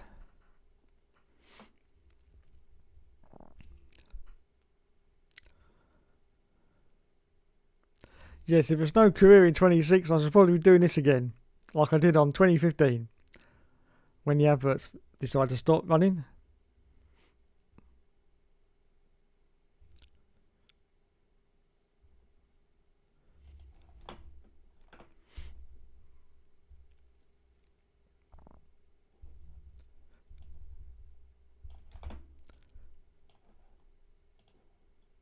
Hello and welcome from Albert Park, Australia for today's race. And I think it's shaping up to be a classic. Hello everyone and welcome back to the All Seasons on F1 2015. Okay, we get straight into it now. We're in Australia, of course we're in the slowest car, the Manor, and it's a go, go, go. And it's a terrible start for the Hookster there, terrible start from the line. I do hope he's not going to try some sort of dive bomb manoeuvre to try and make up the positions as we go into turn one now. And you can see, oh God, Jesus Christ, he has done, he's tried for a dive bomb. Oh, it's disaster, it's all gone Pete Tong for the Hookster. And there's a serious collision there, absolutely, look at this, oh my goodness. And there's the aftermath. As you can see, he just crashes straight into the barrier. Wowzers. Absolute wowzers. Let's have a look at some more replay camera views and see exactly what happened. Here's the start. As you can see, it was a terrible start from Hookster. He tries to gain ground. He goes straight into the side pod. I think that was Jensen Button. I think that was Jensen. Anyway, let's have a look now from the cockpit view from him. Oh, Jesus Christ. And he flips the car right over. And there's serious contact with the barrier there. Let's have a look now from his teammate. Let's have a look and see what happens. We just see off to the right. We should see the Hookster coming. Oh, my goodness. I say coming. He absolutely coming like a rocket ship there. And he's taken out some of the McLaren, I do believe. Let's have a look. I think this is Jensen Button. We should see the Hookster just off to the right hand. Oh, Jesus Christ, yes, goes straight into Jensen Button, and he's on. And there's Fernando Alonso got caught up in that as well. Oh my goodness. Anyway, let's have one last look now from Jensen Button from the outside camera view. And there it goes. Wowzers. Absolute wowzers. Anyway, we have just heard from the medical centre that the Hookster unfortunately has broken his hangnail, which means, unfortunately, he will not be able to continue for the rest of the season. Bummer. What a bummer. And I was so looking forward to those 10 seasons of career mode as well. Oh well. Better luck next year for the Hookster. Thanks so much for watching, everyone. I'll see you later after the credits for F1 2016. Oh, God. So yes, we may end up with that situation again. I used to love this music.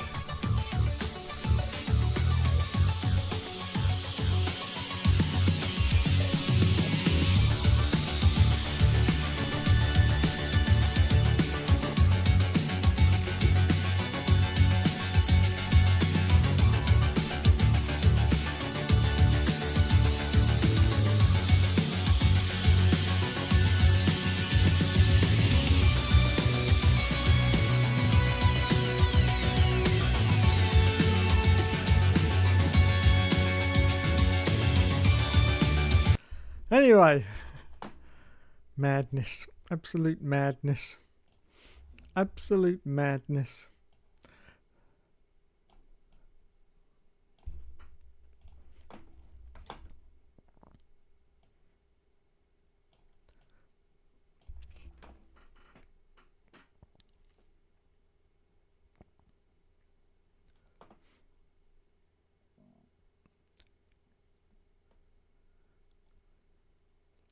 It will be emotional when the all seasons come to an end. Yeah, it'll be emotional for me as well, Shane, because it's been pretty much every weekend for the last 8 years. So, yeah, it will be emotional. When he had 54 babes with his mistress, Felicity Shagwell. Yes, Felicity Shagwell. Oh, my God, those names. Those names... Regina Hurts. Don't forget Regina Hurts. You can't forget Regina Hurts, can you? Let's face it. You just can't forget Regina Hurts. Just can't forget Regina Hurts. And of course, Carmen Jorda on the scene as well. Now, Carmen Jorda was just a complete accident because I was literally doing a career mode on F1 05, I think it was. I think it was '05. And I was just scouring through the faces. You know, you could have different faces for your drivers, and I think that was the first year when they had some female faces, because they were all male before that, because they were sexist pigs at Studio Liverpool. No females allowed. But I think in F105 you could have some females, and I was just flicking through them, and I just saw this one. I went, blimey, that doesn't half look like Carmen Jorda. And then that was it. The inspiration for the Carmen Jorda career mode was born. Purely through me just looking through different faces for my character. I said, that's it, Carmen Jorda. And that's how it all came to fruition.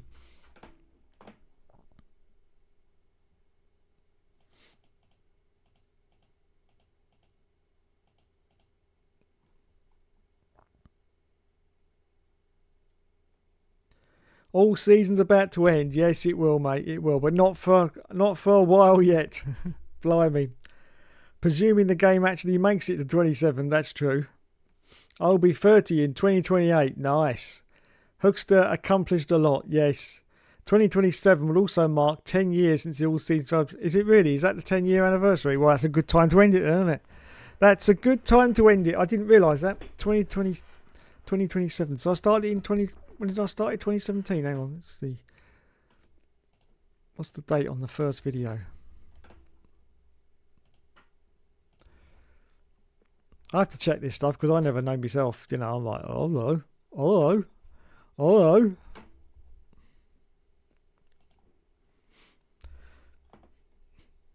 8 years ago.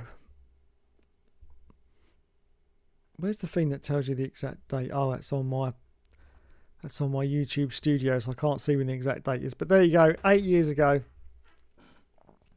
is when I started the All Seasons. So that must be 2017, isn't it? 17, 18, 19, 20, 21, 22, 23, 24, 25. Yeah, 2017 I started that then. 2017. So yes, you're right. 2027 will be 10 years. So yes, that is the perfect time to finish the All Seasons. Yes, it's gone through its complete life cycle of like your TV show. Yes, and we finish it on season 10 before it gets complete rubbish, like The Simpsons. I mean, we don't want the All Seasons to be like The Simpsons series 11, do we? No, we don't want that. So yes, 10 years, 2027 will be a great time to end it. I must admit. Great time to end it.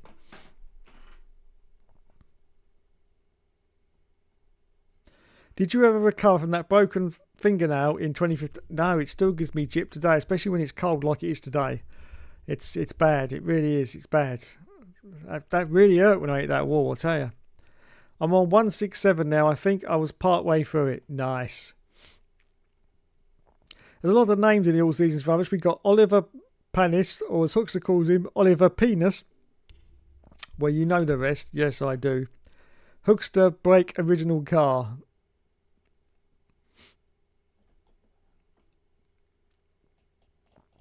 We also have had Christian Clean, the greatest Formula 1 driver in the history of the world ever. I remember that. Mark Webber, Multi 21, said no, it's still not yet. And yes, when it did actually happen, oh my God, I actually saw that clip, the one you sent me, and yeah, that's just that's a thing. That's definitely a thing. Yes, I agree. That is definitely a thing. And also Fernando Alonso. That was a fair turn. One move, nothing to see here. Exactly. My faults exactly. It was a fair move. Fair move. Good music that. Yeah, it was good music. Well done, Cody's, for making a fantastically creative masterpiece in 2015. At least they learnt from their mistakes. Oh, wait. No, they didn't learn from their mistakes, did they? Hopefully now they're going to learn from their mistakes. With a new engine in 2027, says DJM, we may not have decent driver likenesses perhaps. I think I'd read that the ego was not good for this. Well, I can testify to that, to basically 2025, because the likenesses look horrible. I think they've been AI generated, to be honest, and they don't look good. In fact, the older ones look better than the current ones. So yes, I'm not predicting good likenesses for 2027 at all.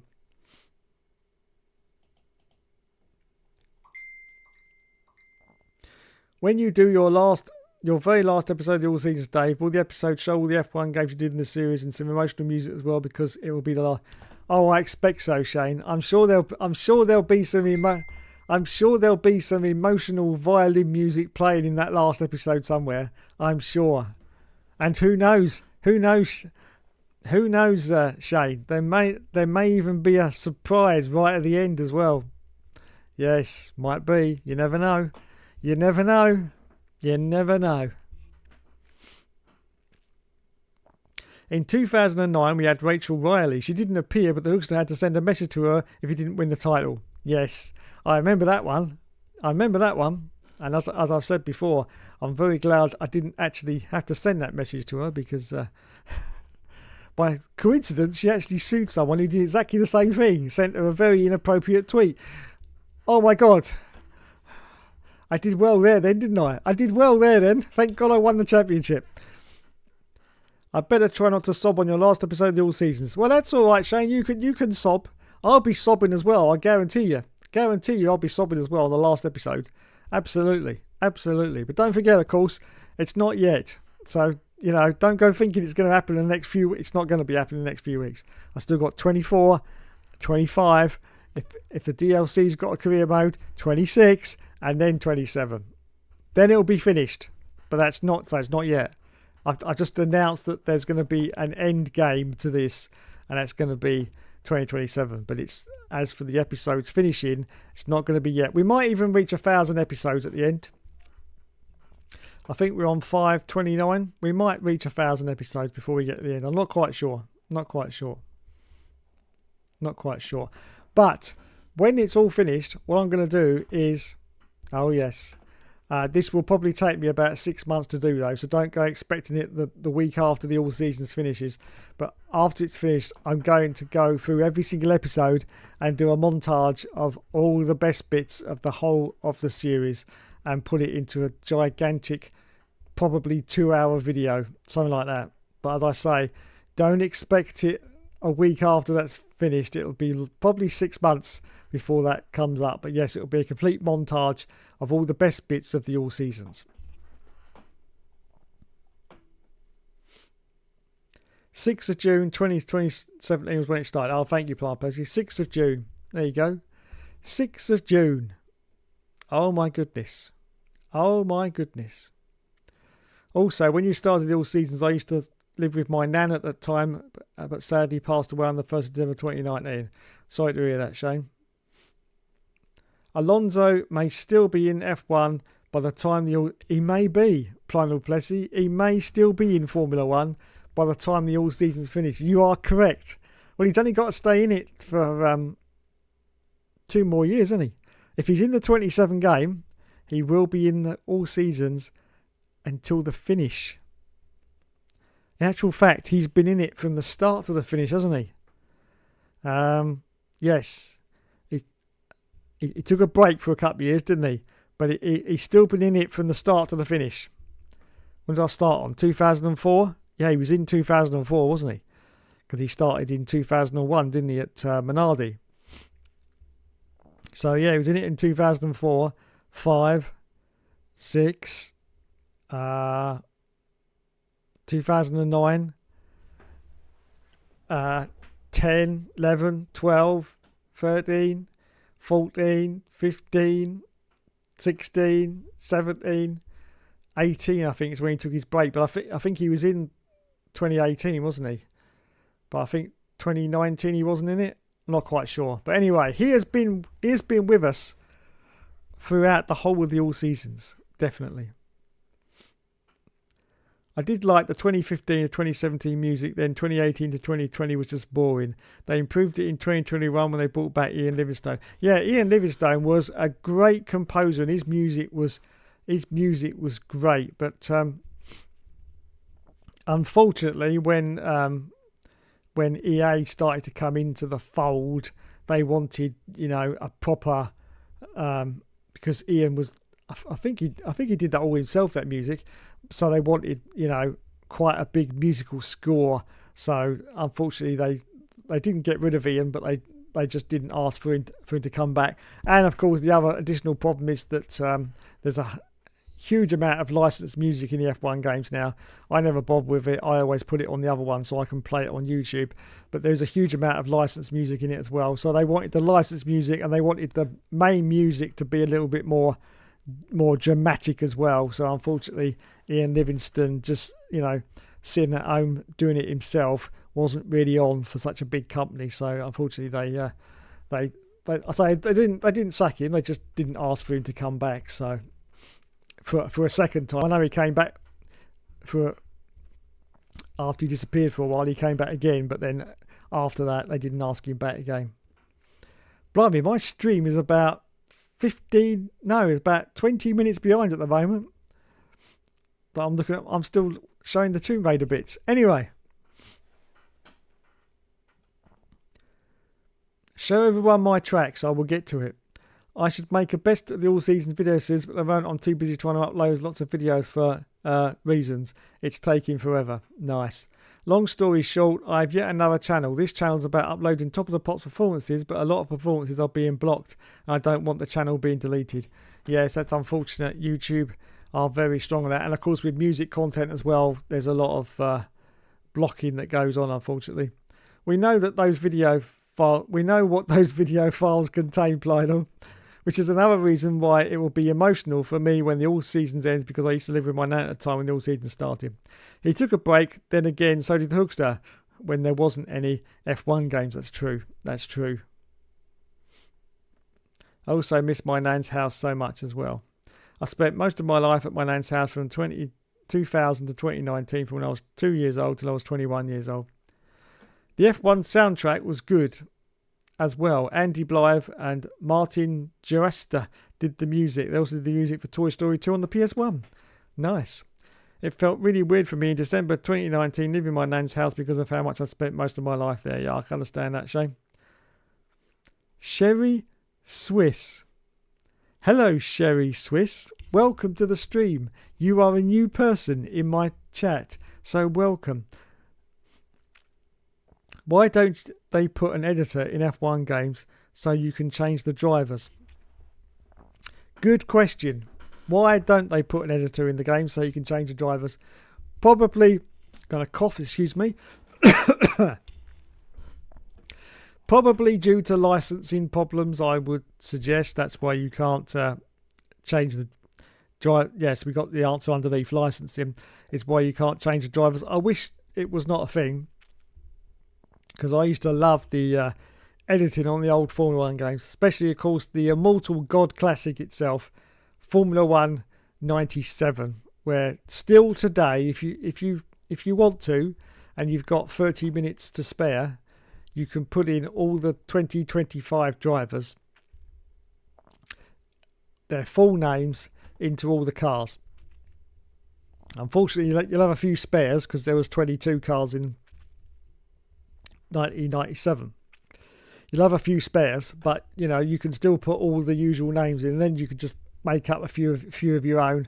Put Nigel Mansell in there, or Damon Hill, or something if you're English, or Sebastian Vettel if you're a fan of Sebastian Vettel. You can put him in as well. But yeah, it's a shame. I love the editing of the drivers on the old F1 games, but it was F1 97 which was the pinnacle of that, because you could change every single name. You could also do it on F1 98, but I found out to my peril, because I was about to do an F1 98 season featuring the current season drivers. I think it was 2024 at the time, or 2023. I was going to do that, but unfortunately I didn't realise, because I spent 45 minutes putting all the names in, did my first race, which I think was Australia, not quite sure, saved the game, went to the next round, did that, saved the game, and then I'd done 2 rounds, so I stopped, went to start it again the next day, loaded up the save, and all the drivers' names had disappeared, apart from my name, which is what I put in at the start, I can't remember which driver name I put in, but all the other names weren't there. So the other names you change don't get saved when you save it. The only reason it had saved is because I'd gone straight to another round and it was still following on from that save. But as soon as you turn it off and come back again, the save is lost and all the names are lost as well. So that was disappointing. I had a whole series planned of that on F1 98, but it didn't come to fruition. So yeah, it's a shame. So yes, F1 97 remains the pinnacle of being able to change the names because they stay there all the time, all the way through the season. All those names don't get deleted or removed. They are there until you get to the end. So it's great to see.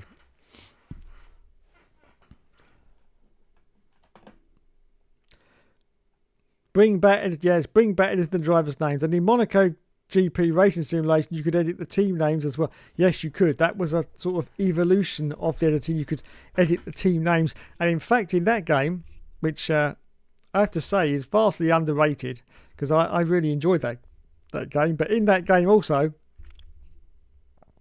you could change the liveries of the cars. And a lot of the liveries, because the game was based on the 1998 season, you could get a lot of the liveries the same as the season that you were driving.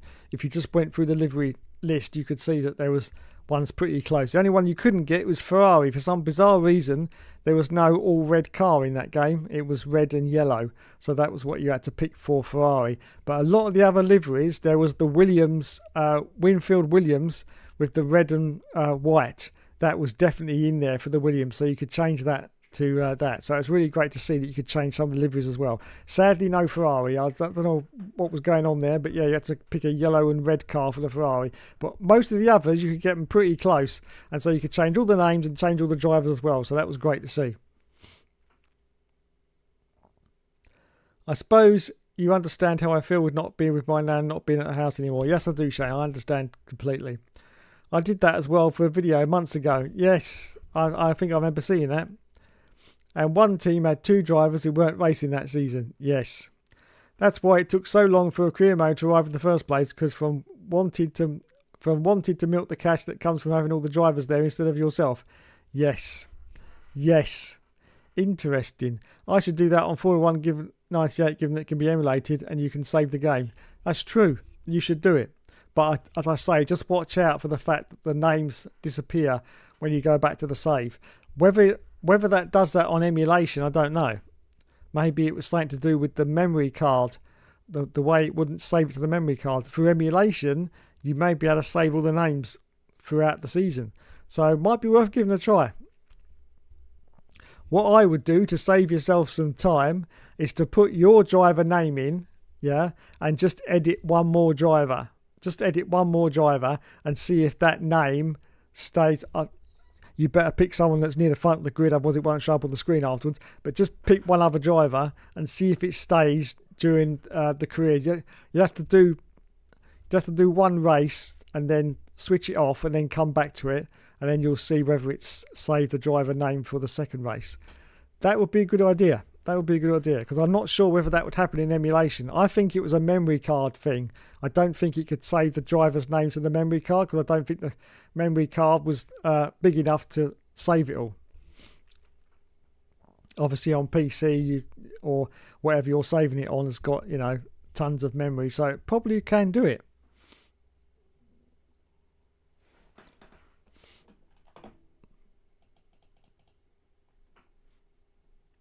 Maybe next year when we have 11 teams again. Yes. We all know what we changed. We all know what we changed Oliver Panis's name to. Aye, lads. Yes, we did. In Racing Simulation 3 for the PC, which was an unlicensed version of F1 Racing Championship, you'd also edit the driver names. I edited them to 2,000 drivers as it had the same initials.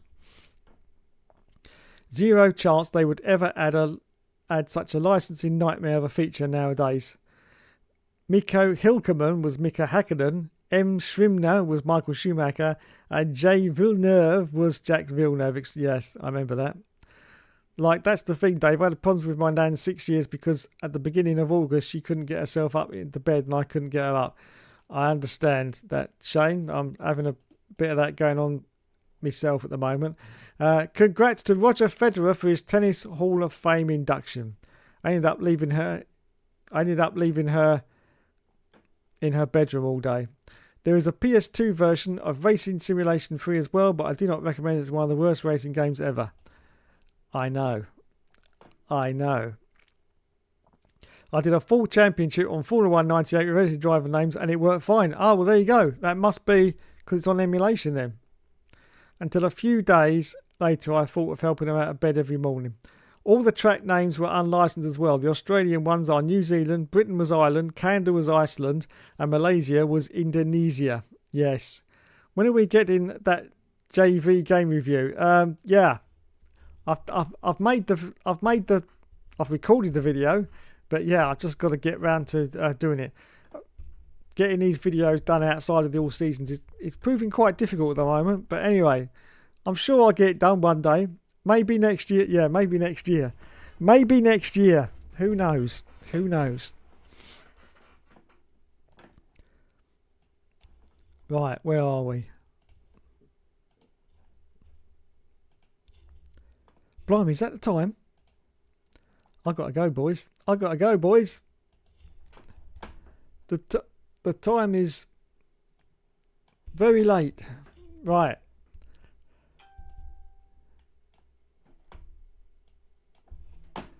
Right. Show off these first one. Right, we got F1 circuit in Berlin, Baku Formula E, and Hanoi for Formula E. There you go. This is Berlin. Take my breath away. No, not that Berlin. Not that Berlin. This is another Berlin. There you go. F1 circuit in Berlin. Give us your ratings for this one, everyone.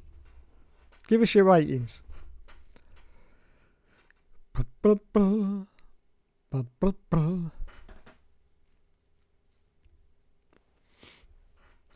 I like it. I think it's pretty decent. I do like that bit down the bottom there. Very sharp. Well, depending on which way you're going around it, it's very that way. Is it? Is it an anti-clockwise or is it clockwise? Either way, it's still a nice turn, whether you're going that way or whether you're going that way. So yeah, I like that one. And the other two are what? Formula E. That is the first one. Ah, now that's a nice little trip around. Is that a harbour or a lake? I'd say a harbour, because you've got boats there, haven't you, on the bottom there. Very nice. Going around the outside. I hope the barriers stop the cars from going in the water though. If they go to, mind you, it's the electric milk float, so it'll be all right. It'll be fine. And here's another EP one as well. It seems to be very close to a stadium. Is that a tennis court or a football stadium? No doubt, something like that. Anyway, yeah, I like that as well. I like that little bit there. Very nice. Very nice indeed. Yes. There you go. So there's 3 more circuits.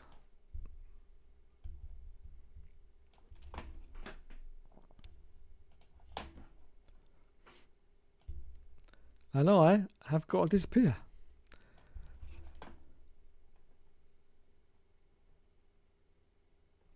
Because my name was getting weak and unsteady as well. Yeah, I understand, Shane. Halloween next year. Yeah, that'll do, because I've done F1 98 now, finally. My nan was 86 at the time. That's a good age, Shane. That's a good age, given how bad the game is. I know what we need for a Christmas special. F1 2200%. Anyone? Yeah, we know. Anti-clockwise the circuit is alright. That harbour is the famous Baku circuit. I made a mess of it. Like around December 2019 to 2020, 2021, 22, I could get over with not being at my nan's house, but now I've managed to get over it.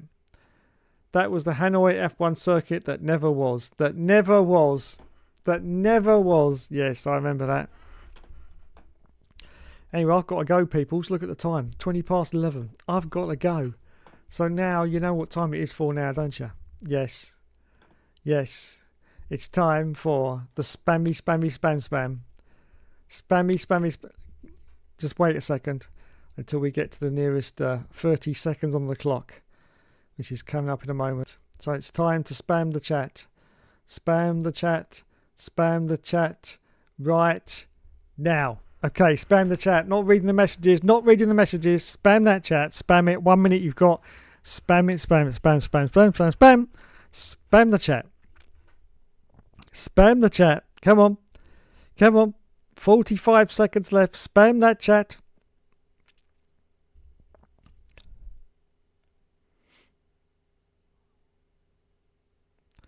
Coming up to 30 seconds left now. Spam that chat. I'm not reading any of it. Not reading any of it. Spam, spam, spam.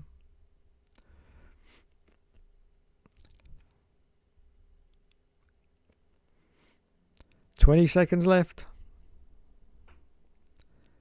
15 seconds left. Spam that chat. Spam that chat. That's it. Spam, spam, spam. And that's it. Stop spamming now. Stop spamming now. Stop spamming now. Now, stop spamming.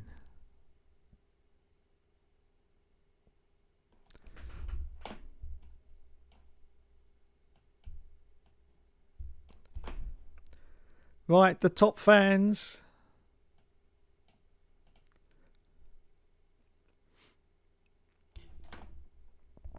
Is done.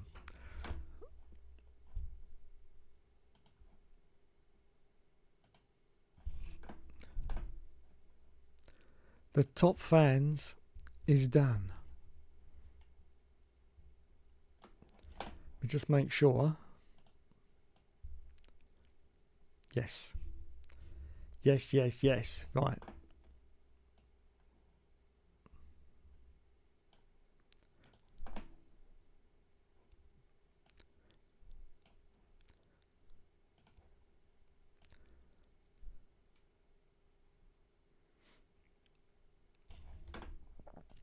Is it working? It is working.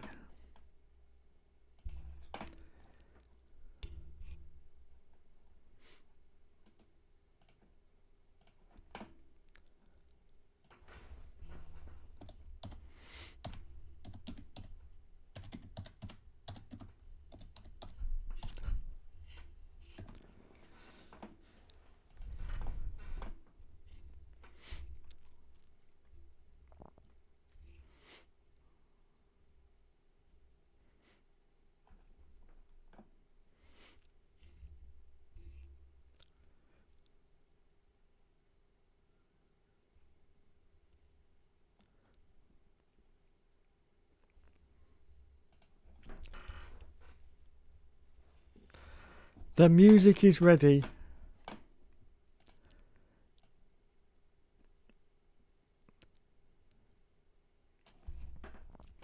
It's time for the top fans for this week.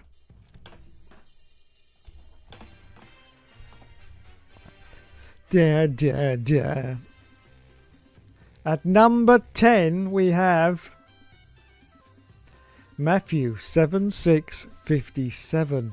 In at number 9 it is Daniel's 7052. We've got a new entry at number 8. It's Sherry Swiss. At number 7 it is Joseph Plant Pot. Oh my goodness. At number 6 it is Will F1.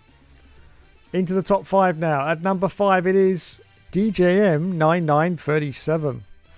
Top 4, it is at number 4. Oh, it's Mr. Regara, which means the podium positions are coming right up.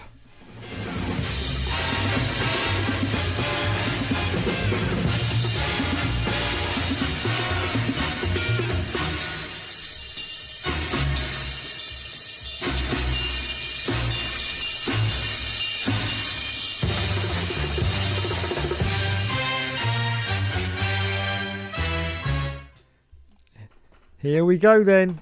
At number 3 it is. It's Lionel Pesci, the master of spam. And at number 2 this week on the top fans it is It's Shane, which means at number 1, oh my goodness, it was to be expected. It's the Paddock Lesbians.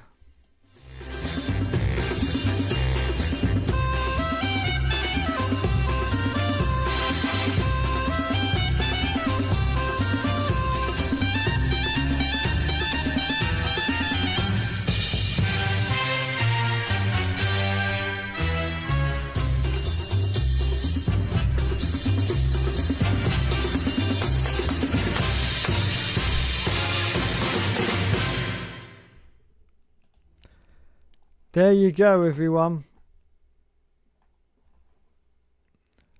That's this week's Top Fans. And there they are. And there they are. For everyone to see.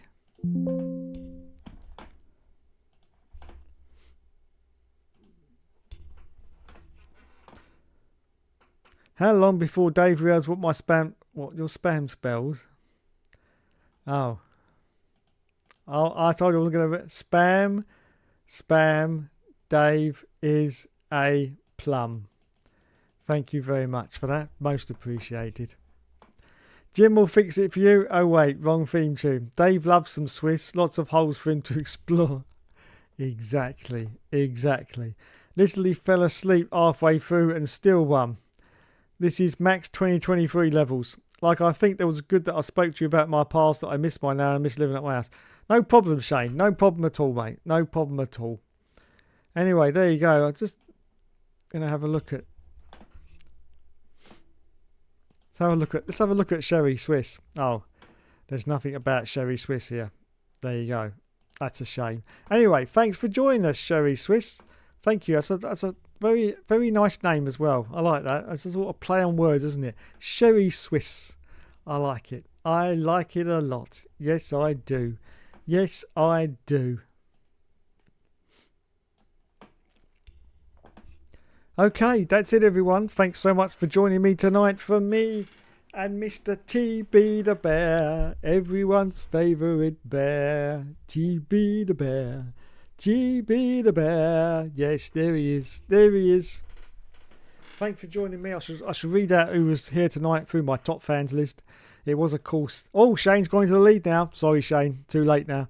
But Shane was in there. Paddock Lesbians was in there. Plynal Plessy, Mr. Rugara, DJM99, Will F1, Joseph Plumpot, Sherry Swiss Daniels, and, of course, Matthew D'Souza was in there as well. So thank you, everyone, for joining me tonight. Don't forget, of course... Dave's dad loved a sherry and every other drink over 50%. This I have to say is harsh but true. Harsh but true. And you can't argue with the truth.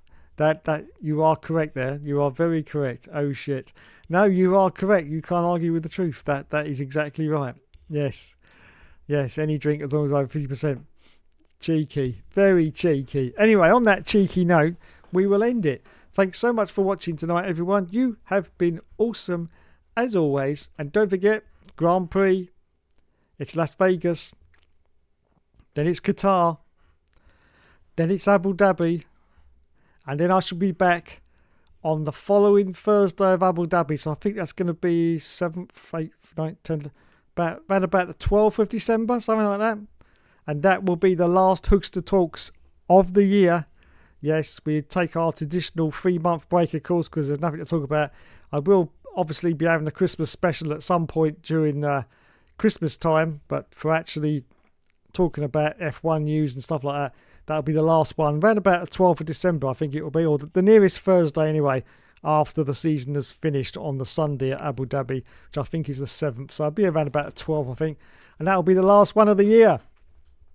Yes, I can take a long-earned break for a few months before we return for 2026 for all the excitement of the new cars and the new regulations and the clean slate and everything's going to be different, and wowzers, we'll all be so excited, and then 3 rounds in we'll all fall asleep again because it'll all be exactly the same as what it was before. Yes, we know it's going to happen. But anyway, until then, because, like, you can speak to somebody about things you missed and things you're upset about. Absolutely, Shane. Absolutely. I've always said feel free to do that. I've got a lot of things I can share, but I'm not going to do them now because I've run out of time. But yes, YouTube slow updates has robbed Shane. Yes, it is YouTube's. Otherwise, Shane would have got that because look at he's #1 at the moment.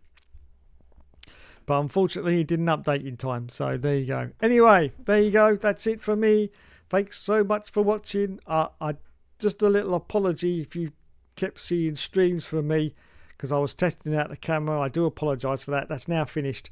We are sticking with this 720p camera because as you can see, there was no flicker throughout the whole of the stream. So we're going to keep it like that. I've still got the 1080p camera, which is actually sitting right next to it, which I shall be using for my review videos. So that will be a little bit higher quality, so that's good because it works fine for recording, so I really can't get rid of it for that purpose. And the 720 quality is fine for these streams, to be honest, because I make myself smaller anyway, so it doesn't really make much difference. Anyway, that's it. Thank you everyone, awesome as always, and I will catch you what's today, Thursday, Friday, Saturday for the all seasons. And I shall obviously be doing the qualifying results in the little shorts things as well on my videos on Saturday and Sunday. And I'll be back for the review of Las Vegas on Monday. Is this the one that's broke? Yes, that you are using. No, this is okay, I'll explain what's happened just before I go. Don't all fall asleep now, just stay with me. As you know, I bought a 1080p camera, and unfortunately, when I'm streaming, only when I'm streaming, it flickers. Only now and again, but it's annoying enough for the viewers because I haven't got the money for expensive technology. But from what I have got, I'm a little bit of a perfectionist. I like to make sure that it's working properly. So a little flicker every couple of minutes to me is not acceptable. So my old camera, unfortunately, goes to a white screen every now and again. It's a common issue with these cameras. I have looked it up. Happens after about 3 or 4 years of use. Doesn't happen straight away. The lens is attached to the motherboard and the solder joint just starts to get a little bit dried up, and so it can't make the contact anymore. And so the camera goes to a white screen instead of actually showing my beautiful face. So what I've done is excuse me, I've gone out and got an identical camera to the one I had before, which is an old Logitech 720p camera. It was only I think 17 quid or something like that. Anyway, something ridiculous, and that's what I shall be using for the live streams because as you can see, it works perfectly well for a live stream. So that's what I'm going to be using. So no, it is a new camera, but it's only a little 17 quid one. If it lasts 3-4 years, which the other one did, I should be very happy. I will be reducing the strain on it, of course, because I should be using the 1080p for my other videos, so it won't get quite as much use. So who knows, it might last 5 years, who knows. But anyway, this will do. It's fine for the live streaming, and I shall keep the 1080 for recording. It's just my PC, unfortunately. There's nothing I can do about it because the 1080p camera works absolutely fine on my laptop with no flickering or anything, so it's purely the PC. I have looked into it over days and days and days, and apparently it's probably my integrated graphics card that's doing it. But as I say, trying to lock it down is a Herculean task because I've got lots of editing software on this computer as well, which has got a lot of video drivers, and one of those could be conflicting with the camera. I can't be bothered to try and diagnose and find the problem just for a once a week stream. So I decided to get just another camera which works fine. I should use this just for the live streaming. So anyway, there'll be no more camera tests from me, so I apologise because there was quite a few I was spamming out at some point, but that's it, I'm done now. Anyway, that's it. Make yourself small in more ways than one. On that bombshell, I'm going to say good night because your PC needs a wind-up key to... Yeah, whatever. Yes. I have actually turned the stream bitrate down because YouTube kept sending me a message saying your bitrate is way too high. It doesn't need... I was on 10,000 or something, so it doesn't need to be that high. So I've put it down to 6 6.8 or something, which is what YouTube recommended. I don't think it makes any difference, but the stream has held together, so that's good. That's good. We haven't had a broken stream tonight, so that's obviously working. Anyway, that's it from me. Enough waffling. Thanks so much for watching. You have been always awesome as always, and I'll catch you in the next video.